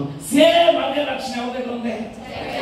జక్కయ్య కూడా ఏం చేశాడు? త్వరగా దిగి. పిల్లలు, విశ్వాసం యొక్క అడుగు జాడలు ఏం చేస్తాయంటే త్వర పెడతాయి. గుర్తుపెట్టుకోండి, వినాలి. విశ్వాసం యొక్క అడుగు జాడలు త్వర పెడతాయి. చెప్పాలి చెప్పాలి. ఏం చేస్తాయి? త్వర పెడతాయి. అమ్మని చెప్పండి ఒకసారి. త్వరపట్టిన వాడు త్వరపడతాడు. అర్థమైందా? మన ఇంటికి కియ్యమంటూ రేషన్ ఇచ్చేయమంటూ ఒక్కటి ఏం చేస్తున్నా? త్వరపడుతున్నాం. మనకున్న దేనికి ప్రతిదానికి తొందరే. అర్థమైందా? ప్రతిదానికి తొందరే. కానీ ఒక్క చోట మాత్రం బాగా అలసిపోతుంది. ఎక్కడో తెలుసా? అద్భుతంగా చెప్పేస్తారు మీరే. ఈ అయ్యగారు మిమ్మల్ని పాపాలు ఒప్పుకునే పరిస్థితుల్లో చెప్పేశారు బాగా. ప్రతి చోటకి మనం ఎలా చాలా త్వరగా వెళ్తాం. కానీ ఒకే ఒక్క చోటకి మనం ఆలస్యంగా వస్తాం కదా. అర్థమైందా? దేవుని సన్నిధికి. గొప్ప చిత్రం ఇంకా వస్తానే ఉంటారు పాప, ఏదో ఎంతమంది వస్తారు అయినా తల్లులు. మీరు పరిగెత్తుకుని వస్తున్నారు. నేను కూడా కారులో వస్తుంటే చూసాను, నేను చాలా మంది త్వరగా వచ్చేస్తున్నా. మా యాభై గారి అన్నీ బాగుంటాయి, ఆలస్యం ఎక్కువ ఉంటుంది. వచ్చేస్తున్నానని అంటది, మరి రావే వదిలేసి వెళ్ళిపోనా అంటారు. వెళ్తే ఏ గొడవ అవుతుంది, మళ్ళీ బాధ. ఇన్ని పాటలు ఉంటాయి. బస్ స్టాండ్కి బస్సు అవుతుందంటే త్వరపడతాం, త్వరగా వెళ్ళిపోవాలని. ఏదైనా కార్యక్రమాలకు మనం త్వరగా అంత భోజనాలు అయిపోతాయి ఏమోనని ఇలానే చెప్పనా. ఆలస్యంగా వచ్చే సరిగ్గా కావాలంటే ఎందుకంటే నేను అడిగేవాడు లేడు, అనేవాడు కూడా లేడు. కానీ నువ్వు అప్పించుకోవాల్సిన ఒకటి ఎక్కడ తెలుసా నీకు? ఆయన నేత్రాలు ప్రతి ఒక్కరిని చూస్తున్నాయి. స్కూల్కి వెళ్ళేటప్పుడు మన పిల్లలు ఆలస్యంగా వెళ్తే బయట పెట్టేస్తారు, భయపడతారు. దేవుని సన్నిధి కనీసం ఇన్ని సంవత్సరాల నుంచి నేను త్వరగా వెళ్ళాలి, దేవుని మందిరానికి వెళ్ళాలి, త్వరగా నన్ను మాట చెప్పిస్తారా? త్వరగా ఉండబట్టి త్వరగా దేవుని సన్నిధికి వచ్చినట్టు దేవుడు వాడుకుంటాడు. స్తోత్రం చెప్పచ్చు. ఇప్పుడు 12 వార్తలు వచ్చినాయి. ఎక్కడ? యాకోబు నుంచి. ఇశ్రాయేలు 12 వార్తలు ఎక్కడి నుంచి వచ్చినాయి అంటే యాకోబు నుంచి వచ్చినాయి. యాకోబు నుంచి ఎందుకు రావాలి? యాకోబు లేడా? యాకోబు నుంచి ఎందుకు రావాలంటే త్వరపడే లక్షణం, నేను ముందుండాలనే లక్షణం. అర్థమైందా? యాకోబుకి ఆ లక్షణం ఎక్కడి నుంచి వచ్చింది? తల్లి గర్భంలో నుండి. పిల్లలు ఎక్కడి నుంచి వచ్చింది? తల్లి గర్భం నుంచి వచ్చింది. జాగ్రత్తగా వినండి. త్వరపడి మోషే 2 రాతి పలకలు పట్టుకుని త్వరగా రా. యెహోవా దేవుడు ఇంకా సీనాయి పర్వతం నుంచి రాలా. సీనాయి పర్వతం మీదకి రాకుండానే మోషే పరిగెత్తుకుని 2 రాతి పలకలను పట్టుకుని పెందలక్కడే వెళ్ళాడట. గట్టిగా స్తోత్రం చెప్పండి ఒకసారి. అప్పటికి ఇంకా మోషే వెళ్ళిన తర్వాత మేఘములో నుండి యెహోవా వచ్చాడట. పిల్లలు త్వరగా మోషే ఎందుకు అంత ధర్మశాస్త్రాన్ని పొందుకున్నాడంటే త్వరగా వెళ్ళే లక్షణం. నన్ను ఈ మాట చెప్పనివ్వండి. బద్ధకం వెళదాములే. అబ్రహాం పిల్లలు కాలేం. అబ్రహాం పిల్లలు ఎలా అవ్వాలంటే త్వరపడాల. నేను మీ దగ్గరికి రావడానికి చాలా సమస్యలు ఎదుర్కొనిచ్చాను. మీ అబ్బాయి ఐదారు ఫోన్ చేసేటప్పటికే నేను పాల్గొని వచ్చాను. అక్కడి నుంచి ఈ కొంత దూరం రావడానికి మొత్తం లారీలు అడ్డుపడిపోయింది. ఇది ఏదో ఉంది కదా, గొడవ మీద ఉన్నాడు కదా, ఇక్కడ మొత్తం లారీలు అడ్డుపడిపోయింది. మా ప్రభుదాస్ గారు నాకు కూడా వచ్చారు, మా సంక్రాంతి గారు. ఆయన ఫోన్ చేసి, సార్ మధ్యలో ఇరుక్కుపోయినంటే పర్లేదు లేండి, కంగారు పడొద్దు, పాస్టర్ గారికి ఫోన్ చేద్దాం అనుకున్నాం. ఎంత స్పీడ్గా కుట్టానో కాదు, ఎందుకంటే టయానికి వెళ్ళిపోవాలి. నన్ను అడగరు మీరు, ఆలస్యంగా వచ్చిన పాస్టర్ గారు ట్రాఫిక్లో జామ్ అయిపోయినంటే అలా. కానీ నేను అంటాను, త్వరగా వెళ్ళాలని కోరిక నీకుంటే త్వరగా దేవుడు ఇవ్వాలని కోరుకుంటాడు. త్వరపడి స్తోత్రం చెప్పాలి ఒకసారి. ప్రతి దానిలో తొందర ఉంటుంది. పిల్లలు కనాలని తొందర ఉంటుంది, ఇల్లు కట్టాలని తొందర ఉంటుంది, అప్పు చేయాలని తొందర ఉంటుంది. కానీ వడ్డీ కట్టడానికి తొందర రాదు. ఎలాగన్నా నా ప్రభువుకి త్వరగా వచ్చేవాళ్ళు కావాలి మందిరానికి. మరి మీ సైడ్ ఉంటుందో లేదు, కానీ మా సైడ్ ఏం చేస్తానంటే, మందిరాన్ని ఓపెన్ చేసిన వెంటనే ఆ వీధిలో అందరూ ఉంటారు కదా. 10 గంటలకు మీటింగ్ అనుకోండి, పాస్టర్ గారు వచ్చిన వెంటనే మైక్ ఆన్ చేసి, హలో మైక్ టెస్టింగ్ స్తోత్రం అని ఓ మాట అనౌన్స్మెంట్ ఉంటుంది. ప్రభువునికి మిక్కిలి ప్రియులారా, కూడిక ప్రారంభించుచున్నాం కాబట్టి మీ పనుపాట్లన్నీ ముగించుకుని త్వరగా రావాల్సిందిగా ప్రభు పేరట కోరుచున్నాము అంటారు. మరి మీరు అంటారు లేదో తెలియదు, కానీ ఏమండి ఎందుకు అంటున్నాం చెప్పండి. క్వశ్చన్ వేసుకుందాం. మీ పని పట్ల ముగించుకోండి అని 10 గంటలకు ఆన్ చేసి మేము పిలుస్తున్నాం అంటే ఎందుకు పిలుస్తున్నాం? నీకు తెలీదా? ఆరాధన 8 గంటలుగా తెలీదా? రావాలని తెలీదా? ఫాస్ట్గా వస్తారని తెలీదా? అన్నీ తెలుసు, కానీ పిలిస్తే వెళ్తాం కదా.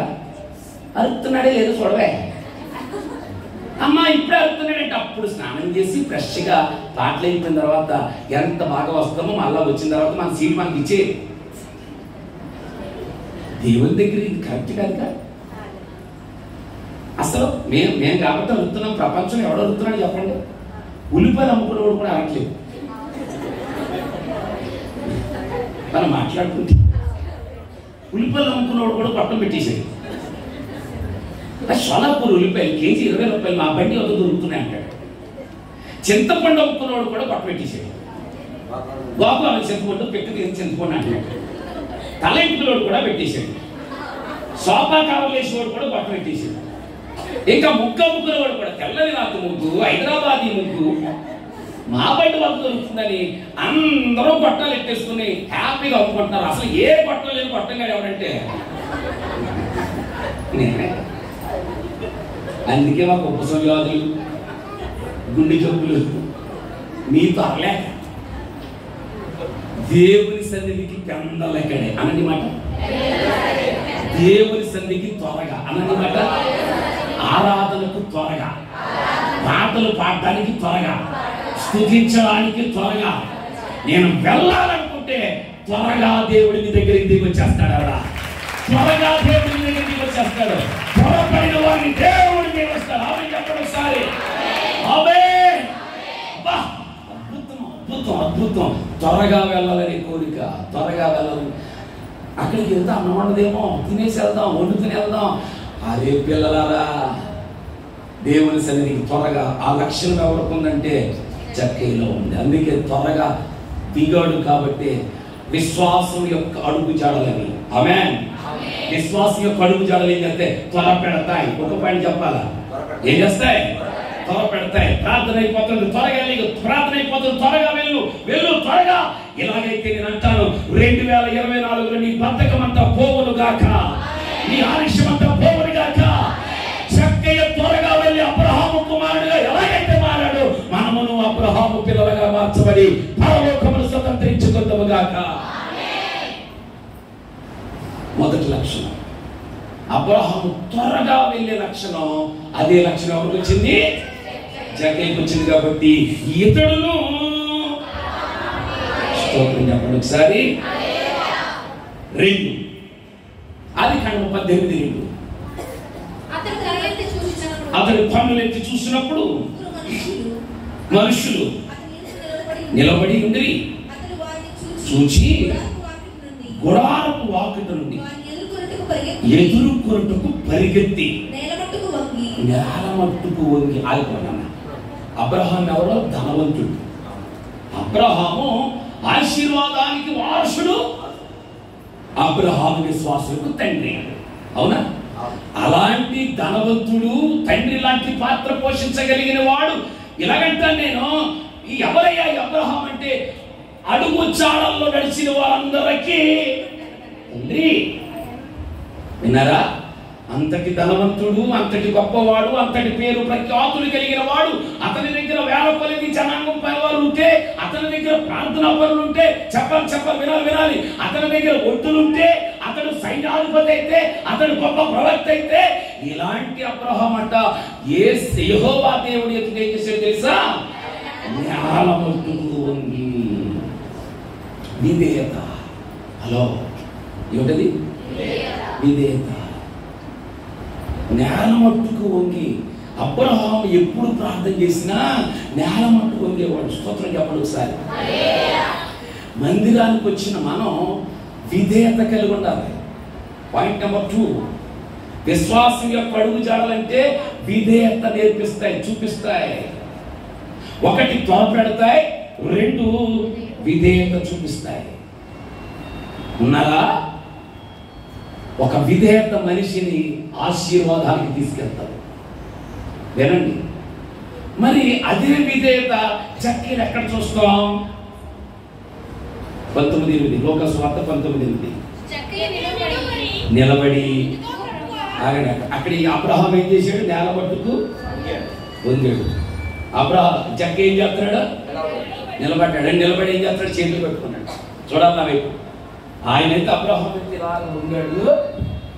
జక్క అయితే చేతులు పెట్టుకుని నిలబడి ఏమన్నాడు? ప్రభువా. ఏమన్నాడు? ప్రభువా. ఇద్దరికి పోలికలు ఉన్నాయి కదా, ఇద్దరికి లక్షణాలు ఉన్నాయి కదా. మరి ఇప్పుడు అనొచ్చా లేదా? ఏమని ఇతడును స్తోత్రం చెప్పండి ఒకసారి. హల్లెలూయా. అతనికి నేల పట్టుకు ఒకే లక్షణం ఉంటే ఇతడు నేల పట్టుకు నిలబడ్డాడా? యేసయ్య ఎదుట నిలబడ్డాడు. పిల్లలు, మందిరానికి రావటమే కాదు, సేవకునికి విధేయత చూపించాలి. మందిరానికి రావటమే కాదు, విధేయులుగా ఉండాలి. ఎంత ధనవంతులమైనా, ఎంతటి వాళ్ళమైనా విధేయత విధేయత విధేయత. దేవుని పరిచయంలో విధేయత, మాట చెప్పటంలో విధేయత విధేయత. ఓ సంఘానికి వెళ్ళాను నేను. మా సంఘాన్ని బాగా సెపరేట్ చేస్తాను. ఎవడన్నా లేచాడు అనుకోండి, ఊరుకోను నేను. ఏదైనా సంఘానికి వెళ్ళానుకో, పిల్లలు అటు ఇటు తిరుగుతూ కూర్చుంటారు. తిరుగుతుంటే 2-3 సార్లు చూశాను. ఇలాగే జనం చాలా మంది ఉన్నారు. చాలా మంది ఉంటే ఈ లోపల ఒక అమ్మాయి, అది 4 సంవత్సరాలు 5 సంవత్సరాలు ఉంటుంది, గిరగిర తిరిగాను. అక్కడికి ముందు చెప్పాను నేను, ఎవరి పిల్లలు తీసేసుకోండి, డిస్టర్బెన్స్ ఉంది నాకు వాక్యం కన్నాను నేను. ఎందుకంటే సేవకుడు ఒక ఆత్మతో నిలబడతాడు. ఇక్కడ సేవకుడు ఎప్పుడైతే ఆత్మతో నిలబడ్డాడో ఆత్మను డిస్టర్బెన్స్ చేయకూడదు. కొన్ని సంఘాలు అయితే తాళాలు వేసేస్తారు రాకుండా. ఓకే, మా తిరుగుతుంటుంటే అప్పటికి చెప్పాను నేను, అమ్మ పిల్లల్ని అటు ఇటు తిరగనివ్వకండి, తీసుకుని 2-3 సార్లు చెప్తే సరే పట్టించుకోవట్లేదు నేను. సరే ఈలోగా నేను చెప్తున్నాను, మనసేమో కాన్సన్ట్రేషన్ కానీ చెప్తున్నాను, నా కాన్సన్ట్రేషన్ పక్క ఈ అమ్మాయి మీదకి వెళ్తుంది. అటు ఇటు తిరుగుతుంటుంటే ఆ మూలనేమో వాళ్ళ అమ్మ ఉంది, ఈ మూలనేమో వాళ్ళ అమ్మమ్మ ఉంది, మధ్యలో ఇది ఉంది. వాళ్ళ అమ్మ అంటది దా అంటది, నాకు వీళ్ళ అమ్మ అంటది నువ్వు రా అంటుంటే ఇది అత్యవసరం ఇచ్చేదో నాకేం మండిపోతుంది. నేను ఇంక తట్టుకోలేదు. వస్తే వెళ్తే ఆవిడ దగ్గరికి నేను ఈవిడ దగ్గరికి నేను తినేస్తున్నావు అన్నాను. వెంటనే ఆ అమ్మ కోపం వచ్చేసి గబగబా సంఖ్య తీసుకుని పిల్లోడిని నాలాంటి పిల్లలు పోయింది వేసుకెళ్ళి. ఇంకా సంఘంలో నీకు విధేయత లేకపోతే, మీ పిల్లల్ని విధేయతగా కూర్చుండబెట్టకపోతే, ఒరే అయ్యారు వచ్చారు కూర్చో కథలకో తిడతారో నువ్వు చెప్పాలి. నువ్వు తిరిగేసి మీ పిల్లలు తిరిగేస్తా కూర్చుంటుంటే ఇంకా దేవుని సన్నిధి ఏంటి? దేవుని సన్నిధి తెలుసా? దేవదూతలు తిరిగేస్తాను, దేవుడు కూర్చుండేస్తాను, పరిశుద్ధాత్మ దేవుడు ఉండేస్తాను, గౌరవించేస్తాను. ఒక ఎమ్మెల్యే గారు మాట్లాడుతుంటే సైలెంట్ ఉంటున్నారు. ఇక్కడ ప్రెసిడెంట్ గారు వస్తుంటే మాట్లాడుకుంటున్నారే. అంతకంటే గొప్పడు కదా నా పరిశుద్ధాత్ముడు. ఆయనే వచ్చి ఇక్కడ నిలబడుతుంటే నువ్వేం చేయాలంటే విధేయత, రెస్పెక్ట్నెస్, విధేయత, కూర్చున్నటం విధేయత, పరిచయం విధేయత, దేవునికి విధేయులై, సేవకులకు విధేయులై, మాటకు విధేయులై. నేను చాలా మంది చూస్తూ కూర్చుంటాను. సేవకుడు అలా వెళ్తుంటే గబ గబ గబ గబ గబ గబ గబ గబ గబ కిలకిల్లాడిపోతారు. వచ్చేస్తున్నాడు సేవకుడు. మాట్లాడుతూ చిన్నప్పుడు చదువుకున్నాం మనం. టీచర్ రాలని చెప్పి గదిలో టక్ మనం కొట్టేసుకుని తిట్టేసుకుని ఆ పుస్తకాలు తీసిరేసుకునే వాళ్ళు. టీచర్ వచ్చిన వెంటనే చెప్పాలి ఎవడ పుస్తకాలు ఎవడ పాల కింద తోసేసి ఎక్కడికక్కడ సరిగేసుకుని పైపట్టు నెట్టేసి ఏమి అరగని ఏమి పైలాగా. ఎందుకు చేస్తాం ఆ పని అంటే ఇట్స్ ఎ రెస్పెక్ట్, గౌరవం. నేను చెప్పనా, అబ్రహాము దగ్గర ఏ విధేయత ఉందో అదే విధేయత జక్కీ దగ్గర ఉంది. స్తోత్రం చెప్పండి ఒకసారి. మనము కూడా సంఘానికి వచ్చిన తర్వాత విధేయులుగా ఉండాలి. ఆమె చెప్పండి. సేవకుని దగ్గర విధేయత, దేవుని దగ్గర విధేయత, కూర్చోవటంలో విధేయత, నిలబడటంలో విధేయత, మాట్లాడటంలో విధేయత. ఆ స్థితి నీకు ఎప్పుడైతే వచ్చిందో, ఆ తగ్గింపుతనం ఎప్పుడైతే వచ్చిందో, విధేయత అంటే దేవుని సన్నిధిలో ప్రార్థించటం. అక్కడ నిలబడి నేలబట్టుకు వంగి అతడు ప్రార్థించాడు, ఇతడు నిలబడి ప్రభువాన్ని ప్రార్థించాడు. మందిరానికి వచ్చిన మనం విధేయులుగా ప్రార్థించుదుముగాక. అప్పుడు మనం కూడా ఏమవుతాం? అబ్రహామునకు కుమారులము కుమార్తెలము అవుతాం. ఆమె చెప్పాలి ఒకసారి. విధేయులుగా ఉండాలి. ఎందుకంటే నా ప్రభు విధేయత చూపించాడట. శిలువ మరణమగినంతగా తనను తాను తగ్గించి విధేయత చూపించాడట. విధేయత కలిగిన వారిని దేవుడు దీవిస్తాడు. పాయింట్ నెంబర్ 2, విశ్వాసం యొక్క అడుగు జాడలు త్వరపెడతాయి. 2, విశ్వాసం యొక్క అడుగు జాడలో విధేయత చూపిస్తాయి. ఎవరైతే ఆ విధేయతలో ఉంటారో వాళ్ళని దేవుడు బ్లెస్ చేస్తాడు. స్తోత్రం చెప్పండి ఒకసారి. అర్థమైందా? ఎందుకంటే మాదిరి దేవుడి మనకు మాదిరి. ఆయన ఎలా నడిచాడో మనం కూడా అలాగే నడవాలి. అదే విశ్వాసం యొక్క అడుగు జాడలు. బ్రదర్స్, విశ్వాసం యొక్క అడుగుజాడలంటే అంతే. నీ దగ్గర డబ్బు ఉండొచ్చు, ధనం ఉండొచ్చు, బలం ఉండొచ్చు, గొప్ప డబ్బు ఉండొచ్చు, కానీ దేవుని సన్నిధిలో మనం ఎవరు విధేయులం. దేవుని ఎదుట నిలబడే వాళ్ళు, కూర్చునే వాళ్ళు విధేయత కలిగిన వాళ్ళుగా ఉండగలగాలి. స్తోత్రం చెప్పండి ఒకసారి. కాలేజీలో కథ చెప్పుకునే వాళ్ళు చాలా చిత్తం అనిపిస్తుంటుంది అది చెప్పినప్పుడు. నాకు బైబిల్లో కూడా ఉంటుంది ఆ మాట. అడుగు చాడలు అంటే సింపుల్గా ఏం చెప్తుందంటే బైబిల్ భాష,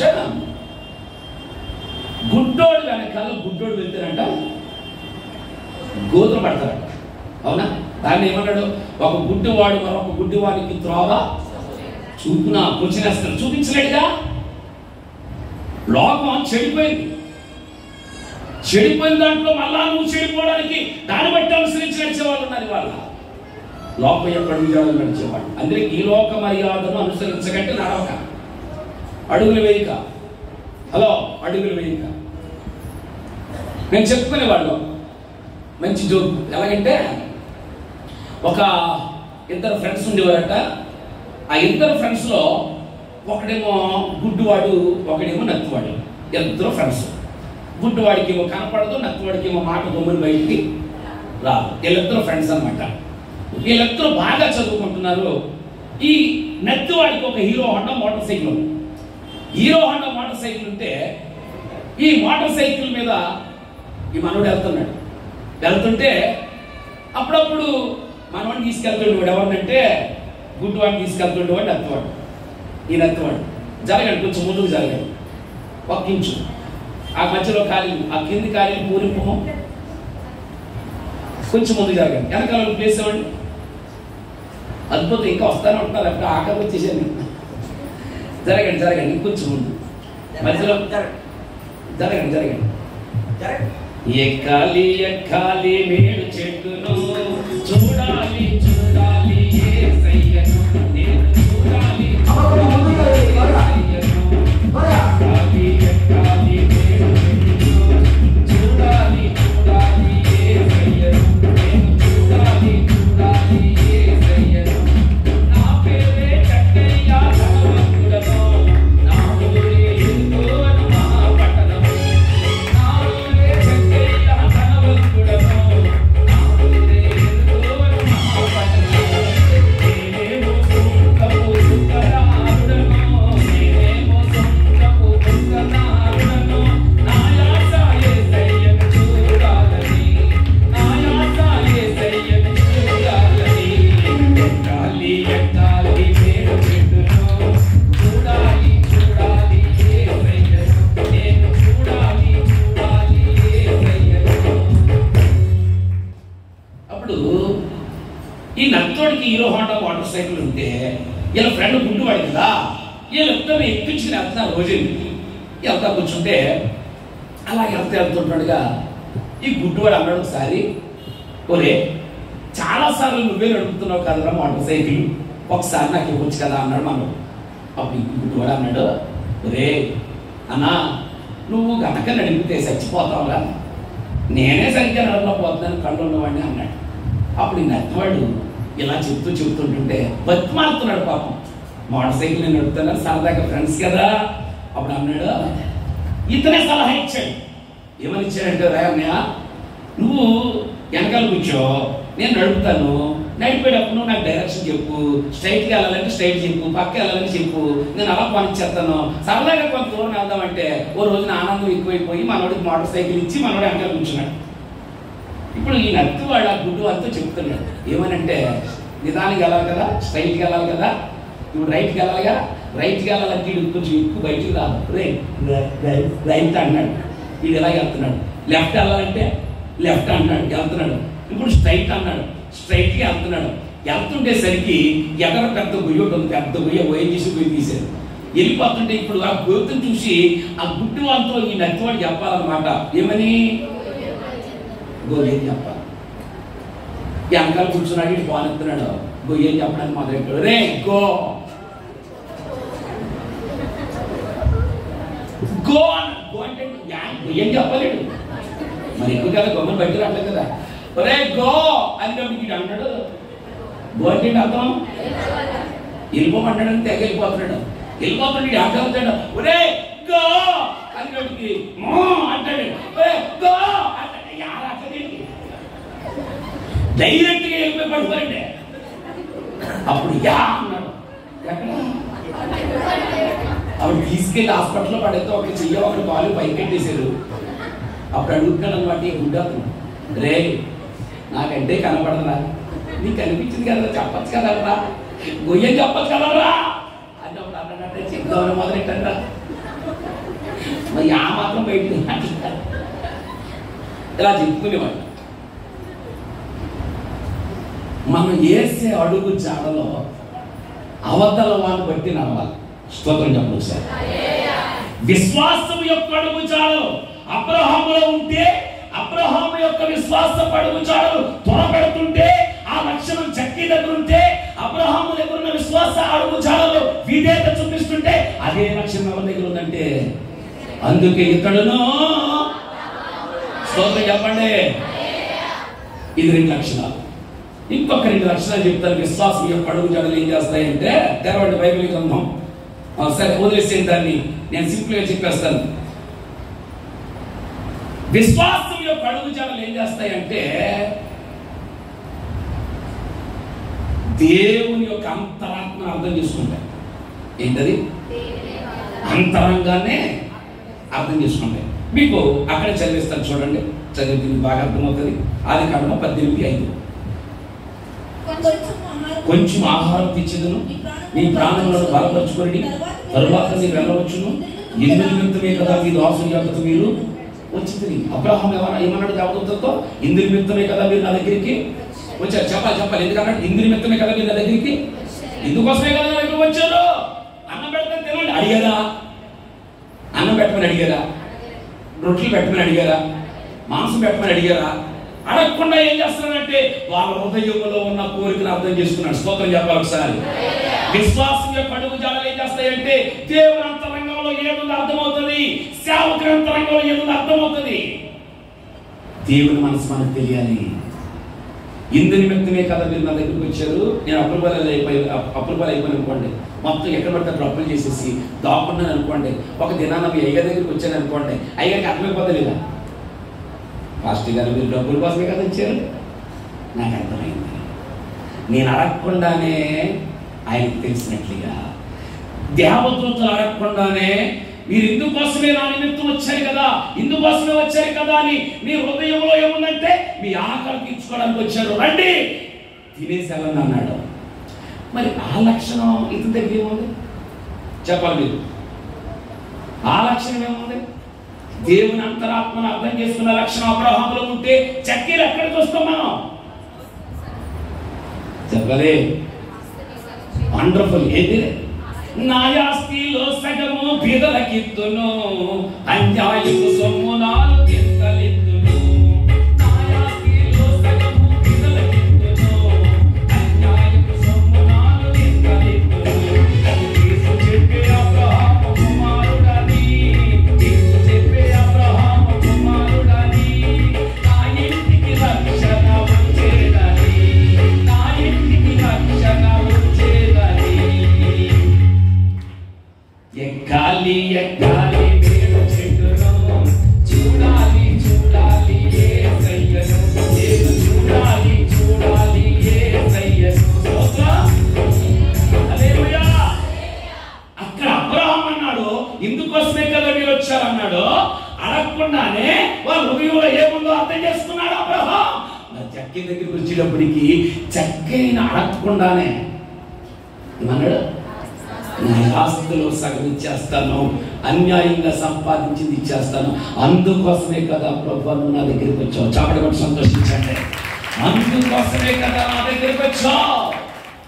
ఏనాడైనా నా దేవుని హృదయం అర్థమవుతుందా?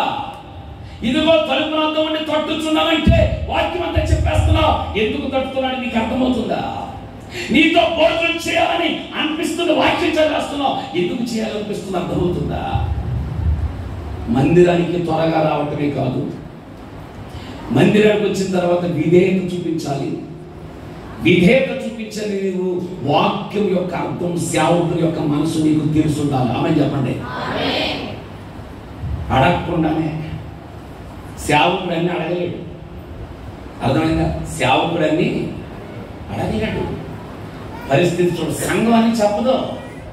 సంఘం పరిస్థితి ఏంటో, అంతరార్థం ఏంటో, సంఘానికి ఏది అవసరమో నీకు తెలియాలి. ఇందుకోసమే కదా నేను వచ్చాను, నా ఇంటికి దేవుడు ఎందుకు వస్తున్నాడని విశ్వాసం యొక్క అడుగు జాడలు ఏం చేస్తాయంటే అంతరాత్మను తెలుసుకుంటాయి. స్తోత్రం చెప్పాలి ఒకసారి. అబ్రహాంకు అర్థమైంది, సేమ్ అదే ఈయనకు కూడా అర్థమైంది. అందుకని ఇతడును అబ్రహాము కుమారుడే. స్తోత్రం చెప్పండి ఒకసారి. సెకండ్ పాయింట్లో ఉన్నాను నేను. సెకండ్ పాయింట్ ఏంటి? విశ్వాసం యొక్క అడుగు జాడలలో నడుచు వారందరికీ అబ్రహాము తండ్రి అయితే విశ్వాసం యొక్క అడుగులు ఏం చేస్తాయి? నెంబర్ 1 త్వరపడతాయి. నెంబర్ 2 విధేయత చూపిస్తాయి. నెంబర్ 3 అంతరంగం అర్థం చేసుకుంటాయి. పిల్లలు ఒకసారి చెప్తాను నేను, సేవకుడని నీకు మనసు చెప్పలేడు. సంఘం ఎరగాలి. అదేంటి మొక్కమాలాగా ఉంది, అదేంటి అవసరం ఏదైనా ఉందా? అంతరాత్మ తెలియాలి మనకి. నీ పక్కన అంతరాత్మ తెలియాలి. ఏంటో అలా ఉందా, బాధగా ఉందా, ఏదైనా ప్రార్థన అవసరత చూసారా? మనం తెలుసుకోవాలి. అవతల గుండెల్లో మన ఇప్పుడు ఎవడన్నా అప్పు మన కోసం వచ్చాడని ఆటోమేటిక్గా అర్థమైపోతుంది. అప్పుడు వస్తాడని తెలిసిపోతుంది మనకి. మరి అంతరంగాన్ని ఎరగవా? ఈ అంతరాత్మ ఇప్పుడు తెలుస్తుంది. విశ్వాసం యొక్క అడుగు జాడల్లో నడిచిన వారికి తెలుస్తుంది. ఇది 3వ పాయింట్. లాస్ట్ పాయింట్, 4వ పాయింట్ ఏంటంటే విశ్వాసం యొక్క అడుగు జాడలు ఏం చేస్తాయంటే ఇష్టమైనవి సమర్పించేస్తాయి.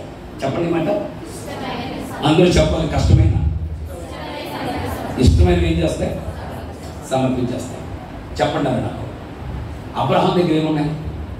అబ్రహాంకి ఇష్టమైనది ఏంటి? కుమారుడు. చెప్పండి. అబ్రహాంకి ఇస్సాకు లేక ఇచ్చిన కొడుకు, 100 సంవత్సరాల వయసులో లేక పుట్టిన కొడుకు, హల్లారుగా పెంచుకుంటున్న కొడుకు. ఆ కుమారుడు చూసి మురిసిపోతున్నాడు. ఈలోగా యెహోవా దేవుడు చూసి, అదేంటి రోజు అబ్రహాం నాతో మాట్లాడటం మానేశాడు, రోజు పలకరించడం మానేశాడని పరలోకంలో ఒక్కసారి తొమ్ము చూశాడు. తొమ్ము చూస్తుంటే కాసేపు అమ్మగారు ఎత్తుకుంటుంది, కాసేపు అయ్యగారు ఎత్తుకుంటున్నారు. లేక వచ్చిన కొడుకు 10 సంవత్సరాల తర్వాత పుట్టిన కొడుకునే కింద ఎట్టం కదా మనం. 100 సంవత్సరాల తర్వాత పుట్టిన కొడుకు అంటే అబ్బా కళ్ళల్లో పెట్టి చూసుకుంటున్నారు. అప్పుడు దేవుడు అన్నాడు, వారిని పరిశోధించటకు నీ ఒక్కగానొక్క కొడుకుని తీసుకొచ్చి ఏమన్నాడు? దహన బలి ఇచ్చేమన్నాడు. నా వైపు చూడండి. అలా అబ్రహాము ఎందుకు ఇవ్వాలన్నాడా? అబ్రహాంకి ఇష్టం ఏంటి? కొడుకు. వాగ్దానం కోసమే బతికాడు, కుమారుడు కోసమే బతికాడు. చెప్పాలంటే వాగ్దానం నిలబెట్టడానికి బతికాడు. మరి అలాంటి అబ్రహాము కొడుకును దేవుడు ఇమ్మని అడిగితే సమర్పించుకోవడానికి ఒక్క నిమిషం కూడా ఆలోచించలేదు అబ్రహాం. మరి ఇష్టమైంది సమర్పించేయడానికి ముందుకు వచ్చేసాడు కదా. తనకు ఇష్టమైంది సమర్పించేయడానికి ముందుకు వచ్చేస్తే మరి ఆ లక్షణం ఏం దగ్గర ఏముంది? జక్కీ దగ్గర ఏముంది? జక్కీకి ఏమి ఇష్టం? 5 ఇష్టం. 5 ఇష్టం చెప్పనా? 1 డబ్బు, 2 ధనం, 3 డబ్బు, 4 ధనం, 5 డబ్బు. అలా చూడండి. 5 ఇష్టం అన్నాను నేను. 5 ఇష్టం. 1 డబ్బు, 2 ధనం, 3 డబ్బు, 4 ధనం, 5 డబ్బు. ఎందుకు ఏది ఇష్టం? వీళ్ళకి డబ్బు అంటే చాలా ఇష్టం. ఎందుకంటే మామూలుగా సంపాదించింది కదా, అది అన్యాయంగా సంపాదించిందంటే ఇతనికి ఇష్టం. ఇప్పుడు అంటాడు, యేసయ్య అడగకుండానే తనకిష్టమైన డబ్బులు సమర్పించడానికి ముందుకు వచ్చాడు కాబట్టి ఇతడును. వ్యక్తిగత స్తోత్రం చెప్పండి ఒకసారి. హల్లెలూయా. నాకు అద్భుతమైన సమయం ఇచ్చారు. మీకు సంతోషిస్తూ వెళ్తున్నాను నేను. అద్భుతమైన సమయం ఇచ్చారు అయ్యగారు. నా 2 గంటలు చెప్పండి వాక్యాన్ని ఫ్రీడమ్ ఇచ్చారు. అందుకే నువ్వు ఒక్క నుంచి వివరంగా చెప్పలేదు నేను, లేకపోతే ఇది 6 గంటలు చెప్పేస్తాను వాక్యాన్ని. మీరు కూడా కనీసం కంటి తిప్పకుండా, మెడ తిప్పకుండా, లేచి వెళ్దామన్నా లేవకుండా ఏం మిస్ అయిపోతుందిరా బాబని అద్భుతంగా విన్నారు. మిమ్మల్ని అందరినీ నేను అభినందిస్తున్నాను. మీరు ఇచ్చిమిచ్చిగా దగ్గరగా 1.5 గంటల పైగా వాక్యం విన్నారు. మీకు తెలియకుండాను. స్తోత్రం చెప్పండి సార్. ఇలాగంటా నేను ఇష్టమైనవి వదులుకుంటే ఆశీర్వదిస్తాడు దేవుడు. ఆమేన్. అబ్రహాముకి ఇష్టమైన కొడుకునే సమర్పించేశాడు, ఇతనికి ఇష్టమైన డబ్బుని సమర్పించేశాడు. అందుకే ఇతడు అబ్రహాము. నేను వీడియోగ్రాఫర్, వీడియో మిక్సింగ్ లేకుండేది నాకు. దేవుడు చాలాసార్లు అంటుండేవాడు, నాయన నువ్వు దేవుని పని చేస్తున్నావు కదా. మీటింగ్స్కి వెళ్తుంటే చాలా మంది ప్రవచించేవారు, ఇక్కడ ఒక వీడియోగ్రాఫర్ ఉన్నాడు, అది వదిలేస్తే దేవుడు దీవిస్తాడు అని ప్రవచిస్తుండేవారు. సరే, నేను పట్టించుకునేవాడిని కాదు. నాకు ఇష్టం, నాకు వీడియోగ్రఫీ అంటే నాకు ఇష్టం, నాకు వీడియో మిక్సింగ్ ల్యాబ్ అంటే. కొత్తపేటలో మంచి సెంటర్లో మూర్తి మిక్సింగ్ ల్యాబ్ అని పైన దేవుడు వాక్యం పెట్టుకుని మిక్సింగ్ చేస్తూ కూర్చునేవాడిని. వీడియో పెళ్ళిళ్ళని ఆ రేటింగ్ చేస్తూ కూర్చునేవాడిని. చాలాసార్లు చెప్పేవారు. అయితే నేను చేస్తూ ఉండేవాడిని, అప్పులు చేసుకుంటూ ఉండేవాడిని, కుటుంబాన్ని పోషించుకుంటూ ఉండేవాడిని. నాకు చాలా ఇష్టం. బాబు ఇది వదిలితే బతకలేమేమో, ఒక పక్క సేవకి వెళ్ళిపోతున్నాను, ఒక పక్క దాన్ని చేస్తున్నాను. దేవుడు దినాన ఉపవాసం అంటే ప్రార్థన చేస్తుంటే మాట్లాడుతున్నాడు. మూర్తి వచ్చేవయ్యా. ఒకరోజు నాకు తెలియకుండా నా కళ్ళ నుంచి నీళ్ళు వస్తున్నాయి. ఎందుకు చేస్తున్నాను ఈ అప్పులు, ఎందుకు చేస్తున్నాను, ఎందుకు దాక్కుంటున్నాను, ఎందుకు అప్పులు వస్తుంటే తలుపులు వేసుకొని బ్రతుకుతున్నాను, ఏంటి నేను ఎంతవరకు చేస్తున్నాను. ఒక్క వీడియో క్యాసెట్ చేస్తుంటే 3,000 రూపాయలు నాకు వస్తుంది అని నేను అనుకునేవాడిని. నెమ్మది లేదు, మనశ్శాంతి లేదు, కుటుంబంలో శాంతి సమాధానం లేదు. ఎందుకంటే దేవుని సేవకు పిలువబడినండి, దేవుని కొరకు వాడబడాలి. కానీ నాకు ఇష్టమైన దాన్ని వదులుకోకపోతుంటే దేవుడు నలుపుతూనే ఉన్నాడు. ఒక రోజున ఉపవాసంలో నాతో దేవుని ఆత్మ మాట్లాడుతుంటప్పుడు అనుకున్నాను నేను, ఇంక దేవుని మాట విధేయత చూపించాలనుకుని ఒక దినాన మొత్తం ఎప్పటితో చెప్పకుండా మూట కట్టేసాను. నా సిస్టమ్స్ 4 సిస్టమ్స్ అన్ని మూట కట్టేసి, ఇన్వర్టర్ మూట కట్టేసి, ఫ్యాన్లు నింపేసి, ఇంటికి పట్టుకొచ్చేసి, ఒక వ్యాన్ మీద పట్టుకొచ్చి ఇంట్లో పట్టుకొస్తున్నా. అదేమిటండి అలా తీసేసేటంటే అవన్నీ మూల పెట్టి సేవకి వెళ్ళిపోతున్నాను. అసలు ఫుల్ టైం సేవ చేస్తాను. ఏమన్నా మన అప్పులు ఎలా తీరుతాయండి? నమ్మలేనుడు అయినోడు ఆయన చూస్తాడు, నన్ను చూస్తాడన్నాను. ఆవిడికి నమ్మకం లేదు. పోనీ ఇదంతా ఎవరికైనా అమ్మేద్దామండి, డబ్బులు వస్తాయండి, అప్పులు తీద్దామంటే లేదు, ఇచ్చేమని ఇచ్చేస్తానని చెప్పేసి ఒక కోరిక. కుమారం సిస్టమ్స్ ఉన్న పట్టుకెళ్ళిపో, బాగా ఎంతను ఏమో పట్టుకెళ్ళిపో. అదేంటి బాబు డబ్బులు ఇస్తా, పట్టుకెళ్ళిపోరా, నాకేమొద్దు అని దేవుడు వచ్చేమన్నాడని మొదటి అడుగు చేశాను. ప్రపంచం అంతా తిప్పేస్తున్నాడు దేవుడు. ఖాళీ లేకుండా వాడుకుంటున్నాడు దేవుడు. ₹1 లేకుండా వాడుకుంటున్నాడు దేవుడు. ఎందుకంటే నా ఇష్టమైనది వదులుకున్న తర్వాతే దేవుడు నన్ను ఆశీర్వదించడం ప్రారంభించాడు. స్తోత్రం చెప్పండి ఒకసారి, గట్టిగా స్తోత్రం చెప్పండి ఒకసారి. నేను అంటాను, నీ ఇష్టమైన దేవునికి సమర్పించే. ఏది నేను వదిలిపెట్టలేదు దాన్ని సమర్పించే. నేను దేవుడు కనుక సేవకు పిలిస్తే దాన్ని వదిలేసి వచ్చాయి, పరిచయం పిలిస్తే దాన్ని వదిలేసి వచ్చాయి. అది ఉద్యోగమైన, డబ్బైనా, ఘనతైన, పదవైనా దాన్ని వదిలేసుకున్నప్పుడే నా దేవుడు అబ్రహాము కుమారుడిగా మార్చి పరలోకానికి వారసులుగా మనం చేస్తాడు. వదలకపోతే చేయడు. ఇష్టమైన వదిలేసింది విశ్వాసం యొక్క అడుగుతాడు. చివరికి ఒక కథ చెప్పి నేను ముగించేస్తాను. ఒక ఊరిలోకి ఒక స్వామీజీ వచ్చాడట. ఆ స్వామీజీ వస్తే ఆ స్వామీజీ గదిలో కూర్చున్నాడు. ఆ గదిలోకి చాలా మంది వెళ్తున్నారు. స్వామీజీ దగ్గరికి వెళ్తున్నాడు. ఆయన ఏదో ప్రవచనం చెబుతుంటుంటే ఆ ప్రవచనం లోపలికి వెళ్తున్నాడు. ఎల్లుళ్ళు అందరూ కూడా దుర్మార్గులు వెళ్తున్నారు, ఏడుపు వెళ్తున్నారు, నవ్వుతూ వస్తున్నారు. సరే, ఊరు వాడ అది పబ్లిసిటీ అయిపోయింది. పలానా స్వామీజీ గారి దగ్గరికి వెళ్తే నెమ్మది వచ్చేస్తుంది, మనస్సంత వచ్చేస్తుంది, ఎవడైనా బాగోలేనోడు, ఎవడైనా చీడ అలవాట్లు ఉన్నవాడు ఎవడైనా ఉంటే వెళ్ళండి చెప్పేసి మొత్తం ఆ నోట ఈ నోట పాకింది. ఆ రోజుల్లో చెడ్డ లక్షణాలు కలిగిన ఒక చడ్డీ ఉన్నాడు. చడ్డీ గారి పేరు చడ్డయ్య. చడ్డీకి చాలా లక్షణాలు ఉన్నాయి. దొంగతనం ఉంది, వ్యభిచారం ఉంది, అబద్ధం మాట్లాడటం ఉంది, నరహత్య ఉంది, చాలా ఉన్నాయి. ఇన్నుంటే ఈడో దినాన్ని అడిగాడు, ఒరే నువ్వు దొంగడు కదా, లోపలికి వెళ్ళి ఎలా సంతోషపడుతున్నావురా, ఒరే నువ్వు పేకట్లాడివాడు కదా, లోపలికి వెళ్ళి ఎలా సంతోషపడుతున్నావు అంటే అది సీక్రెట్, ఎవరితో చెప్పొద్దు అన్నాడు స్వామీజీ. కావద్దు నువ్వు కూడా వెళ్ళంటే ఈ చడ్డయ్య కూడా వెళ్ళాడు. అన్ని లక్షణాలు కలిగిన లోపలికి వెళ్ళాడు. లోపలికి వెళ్ళిన తర్వాత స్వామీజీ కూర్చున్నాడు. చడ్డయ్య నిలబడ్డాడు. స్వామీజీని పలకరించిన తర్వాత, నాయనా నీ మనశ్శాంతి ఉంటుందంటే నా పక్కన ఉంటుందండి అన్నాడు. నీకు ఏదైనా చెడు లక్షణాలు ఉన్నాయా, అప్పుడప్పుడు బాధ కలుగుతుందా అంటే చాలా బాధ కలుగుతుందంటే ఎందుకు కానీ అక్కడక్కడ కాస్త పొరపాడైపోతుంది నాకు అన్నాడు. సరే నీకు మనశ్శాంతి కావాలి కదా, హ్యాపీగా ఉండాలి కదా అన్నాడు. అవునన్నాడు. సరే నీకు చెడ్డ లక్షణాలు ఏమైనా ఉన్నాయా అన్నాడు. లేని ఏమైనా ఉంటే చెప్పండి. అన్నీ ఉన్నాయండి. అన్నీ ఉన్నాయా? ఏమేమి ఉన్నాయి?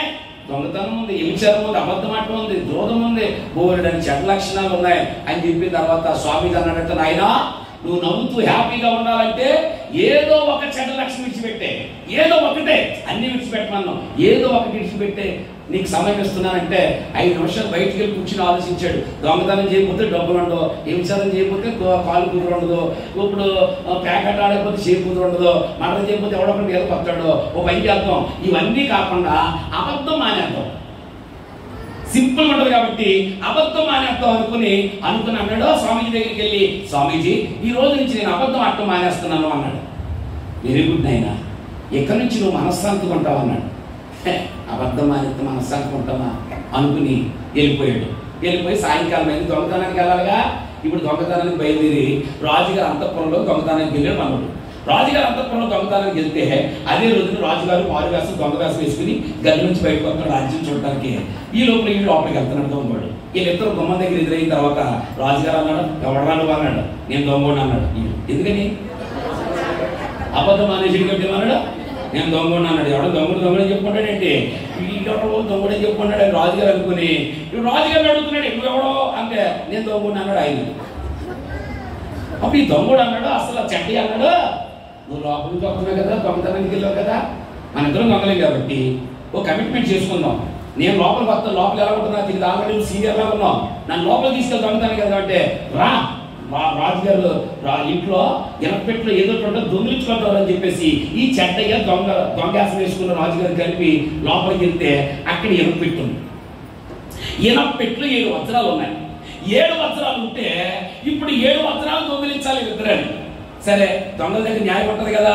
అప్పుడు అన్నారు, అన్నయ్య చెరుకు 3 తీసుకుందాం, నీకు 3 నాకు 3, ఇంకోటి మన ఇద్దరికి అలాగే దగ్గర వదిలేద్దాం అని ఒక వజ్రాన్ని వదిలేసి ఈ 3 పంచుకుని వచ్చేసారు. రాజుగారి దొంగ వేసుకున్నాడు, అలాగే దొడ్లోకి అలాగే వెళ్ళిపోయి ఒరిజినల్ దొంగ చెడ్డ ఇలా వచ్చేసాడు. మరుసటి రోజున మీటింగ్ పెట్టేశాడు రాజుగారు. అంతఃపురంలో దొంగలు పడ్డారు, వజ్రాలు దొంగిలించారు, నా రాజ్యంలో దొంగలు ఉన్నారు, దొంగలందరినీ కౌరు పెట్టండి అంటే రాజ్యంలో ఉన్న దొంగలందరూ వచ్చారు. ఇప్పుడు రాజుగారు దొంగ వేషం తీసి కిరీటం పెట్టుకుని పైన కూర్చున్న తర్వాత వీళ్ళందరినీ ఎక్కువ చేస్తున్నారు. అరే రాత్రి దొంగతనానికి వచ్చామంటే లేదండి బాబు అని చాలా మంది చెప్తున్నారు. ఈ లోపల అసలు కూడా రాలేదు, ఇంకా ఎవరైనా ఉంటే కౌరు పెట్టండి అని చెప్తే కౌరు వెళ్తే నేను దొంగనే నేను ఎంతనో వచ్చేసాడు. వచ్చేసి ఈ లైన్ లో నిలబడ్డాడు. అందరూ నేను చేయలేదు అన్నాడు. మరి రాత్రి వచ్చినోడికి ఏం తెలుసుగా. ఇప్పుడు ఆయన అడుగుతున్నాడు, ఎలా దొంగతనం చేసామంటే నేనే చేశాను దొంగతనం. ఇంకో సంగతి తెలుసా, నేను ఒక్కడే కాదు, రాత్రాడు ఎవడొచ్చాడు ఆడు నేను కప్పి చేసాం. వాడు రాజుగారు ఏం దొంగతనం చేశారా, లోపలికి వెళ్ళాం, 80 రూపాయలు ఉంది, 7 వజ్రాలు ఉన్నాయి, చెరుకొమ్ముడు తీసుకున్నాం, ఒకటి అక్కడ వదిలేసాం అన్నాడు. ఒకటి వదిలేసాం కావాలి చూసుకోండి అన్నాడు. అబద్ధం మనిషి అంటే. అప్పుడు రాజుగారు అన్నారు మహామంత్రిని తీసుకెళ్ళి, ఒరే మహామంత్రి ఒక వజ్రం ఉందా లేదో చూసిరావాడికి. ఈ మహామంత్రి వెళ్ళినట్టు తలతలాడిపోతుంది వజ్రం. అడు అనుకున్నాడు ఈ కేసు ఆలోచన తోసేద్దామని. ఆ వజ్రాన్ని వీళ్ళు నొక్కేసాడు. ఎవడో మహామంత్రి నొక్కేసి కింద జేబులో పెట్టుకుని రాజుగారి దగ్గరికి వచ్చి చెప్తున్నాడు, రాజా వజ్రం లేదు ఏమీ లేదు, ఆయన దొంగతనం వచ్చాడు ఏమొచ్చుతారు తప్ప అన్ని పట్టుకెళ్ళిపోయాడు, ఈ అబద్ధం ఆడుతున్నాడు, ఈ లోపలేసేయండి అన్నాడు. అప్పుడు మహామంత్రిని అన్నాడు ఈయన, అరే సైనికుడు ఇలా రా అన్నాడు. సైనికుడు వచ్చాక ఈ జేబులు చెక్ చేయన్నాడు మహామంత్రిని రాజుగారు. ఎందుకంటే సంగతి ఏం తెలుసుగా, ఈ జేబులు చెక్ చేయగానే ఎప్పుడైతే చెక్ చేశారో ఈ దగ్గర దొరికింది. ఇప్పుడు అసంతం ఎవడు. అప్పుడు రాజుగారు అన్నారు, మహామంత్రి నువ్వు దొంగోడివి, ఎక్క మీదట నీవి ఈ సింహాసనం పక్కన కూర్చోడానికి వీలు, ఈ పోస్ట్ నుంచి నేను బూస్ట్ చేసేస్తున్నాను, తొలగిపో పోస్ట్ తీసేస్తున్నాను అన్నాడు. అప్పుడు వాళ్ళందరూ అన్నారు, సార్ మరి పోస్ట్ తీసేస్తే ఆ పోస్ట్కి ఎవడు పెడతారు మీరు అంటుంటే. అప్పుడు అంటున్నాడు, నేను నన్ను ముందు వస్తానండి, వచ్చిన కానీ అబద్ధం మాట్లేదు, వచ్చిన కానీ అబద్ధం ఆడలేదు, నువ్వు ఎవడు రండి దొంగోడు అన్నాడు. నువ్వు దొంగడు పెట్టి ఒప్పుకున్నాడు. ఎన్ని వస్త్రాలు దొంగిలించావు తెలుసు అన్నాడు. రాత్రి దొంగ వేసి వేసుకెళ్ళింది నేనే. ఏక మీదట మహామంత్రి ఎవడంటే ఆ చెడ్డయ్య ఏక మీదట మహామంత్రిని తీసుకొచ్చి ఆయన రాజుగారి పక్కన కూర్చొని పెట్టుకున్నాడు. అప్పుడు ఈడు ఆలోచన చూడాలి, అయ్యి బాబోయ్ అబద్ధం విడిచిపెట్టేస్తేనే మహామంత్రి అయిపోయాను, మాట్లాడరా మిగిలిన కూడా విడిచిపెట్టేస్తే ఆడికంటే గొప్ప అవుతాను అన్నాడు.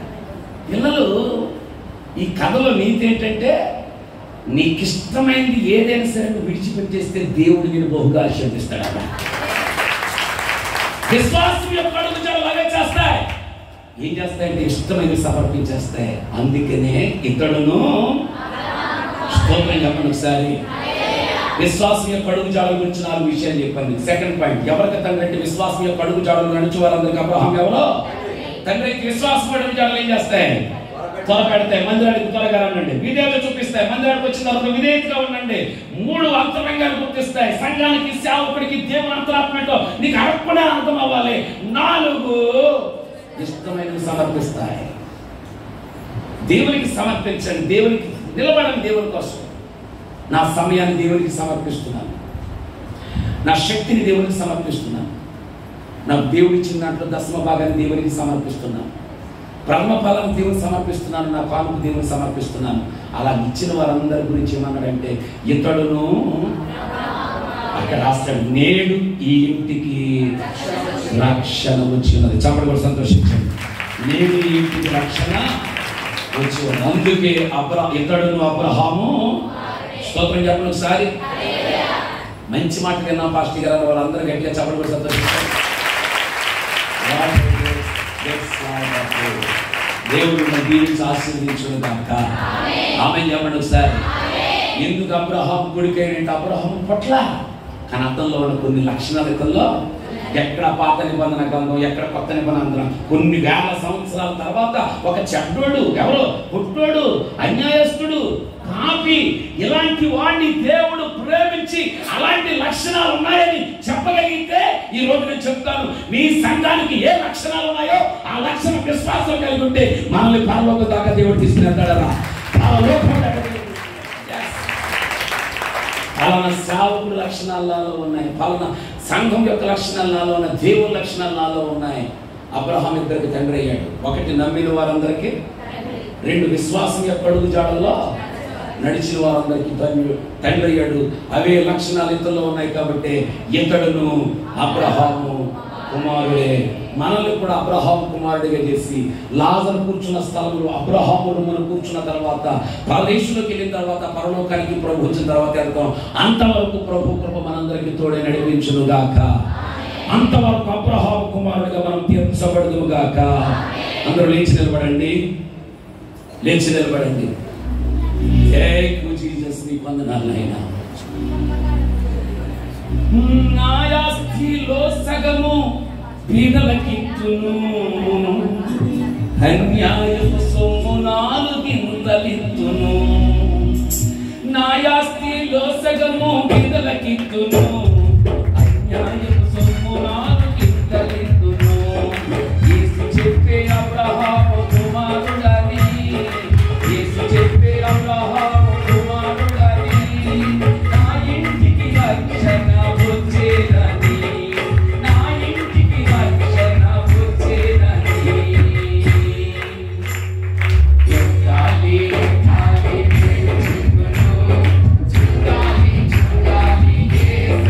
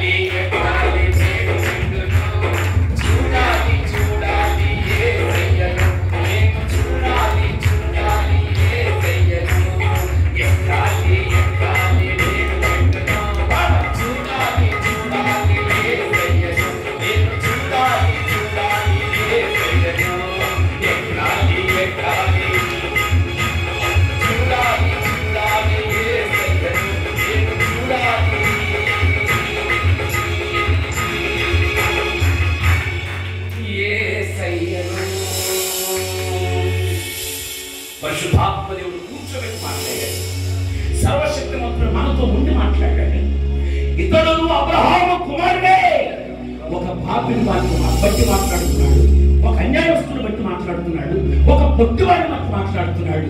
ఆర్థికంగా అన్యాయస్తుడు, భౌతికంగా పొట్టివాడు, ఆత్మీయంగా పాపి. ఇలాంటి వాడిని దేవుడు ఎందుకు అబ్రహాము కుమారుడు అన్నాడంటే అతడు దేవుడికి కావాలి, అతనిని దేవుడు ప్రేమిస్తున్నాడు. మనం ఎవరైనా దేవుడికి ఇష్టలుగా ఉండాలనే ఆశ అన్న ఊరితన దేవుడు నాతో సూచిగా మాట్లాడాడు. నేను ఇంకా లోపల చాలా నమ్ముతున్నాను, కానీ దేవుని మీద సరైన నమ్మకం పెట్టుకోలేకపోతున్నాను. అబ్రహాము నమ్మిన వారందరికీ తండ్రి అయితే నాకు కూడా తండ్రిగా ఉంటాడా? ఎస్, ఖచ్చితంగా ఉంటాడు. విశ్వాసం యొక్క అడుగు జాడలు నడిచిన వారందరికీ అబ్రహాము తండ్రి అయితే నువ్వు త్వరగా మందిరానికి రావాలి. మందిరానికి వచ్చి నీకు విధేయత చూపించాలి. విధేయత చూపించిన నీవు వాక్యం యొక్క అంతరార్థాన్ని అర్థం చేసుకోవాలి. నీకు ఇష్టమైన నువ్వు సమర్పించుకోగలిగితే ఇతడు అబ్రహాము కుమారుడే. నేడు ఈ ఇంటికి రక్షణ వచ్చింది. దేవుడు నాతో సూచిగా మాట్లాడిన బిడ్డగా చెప్పడం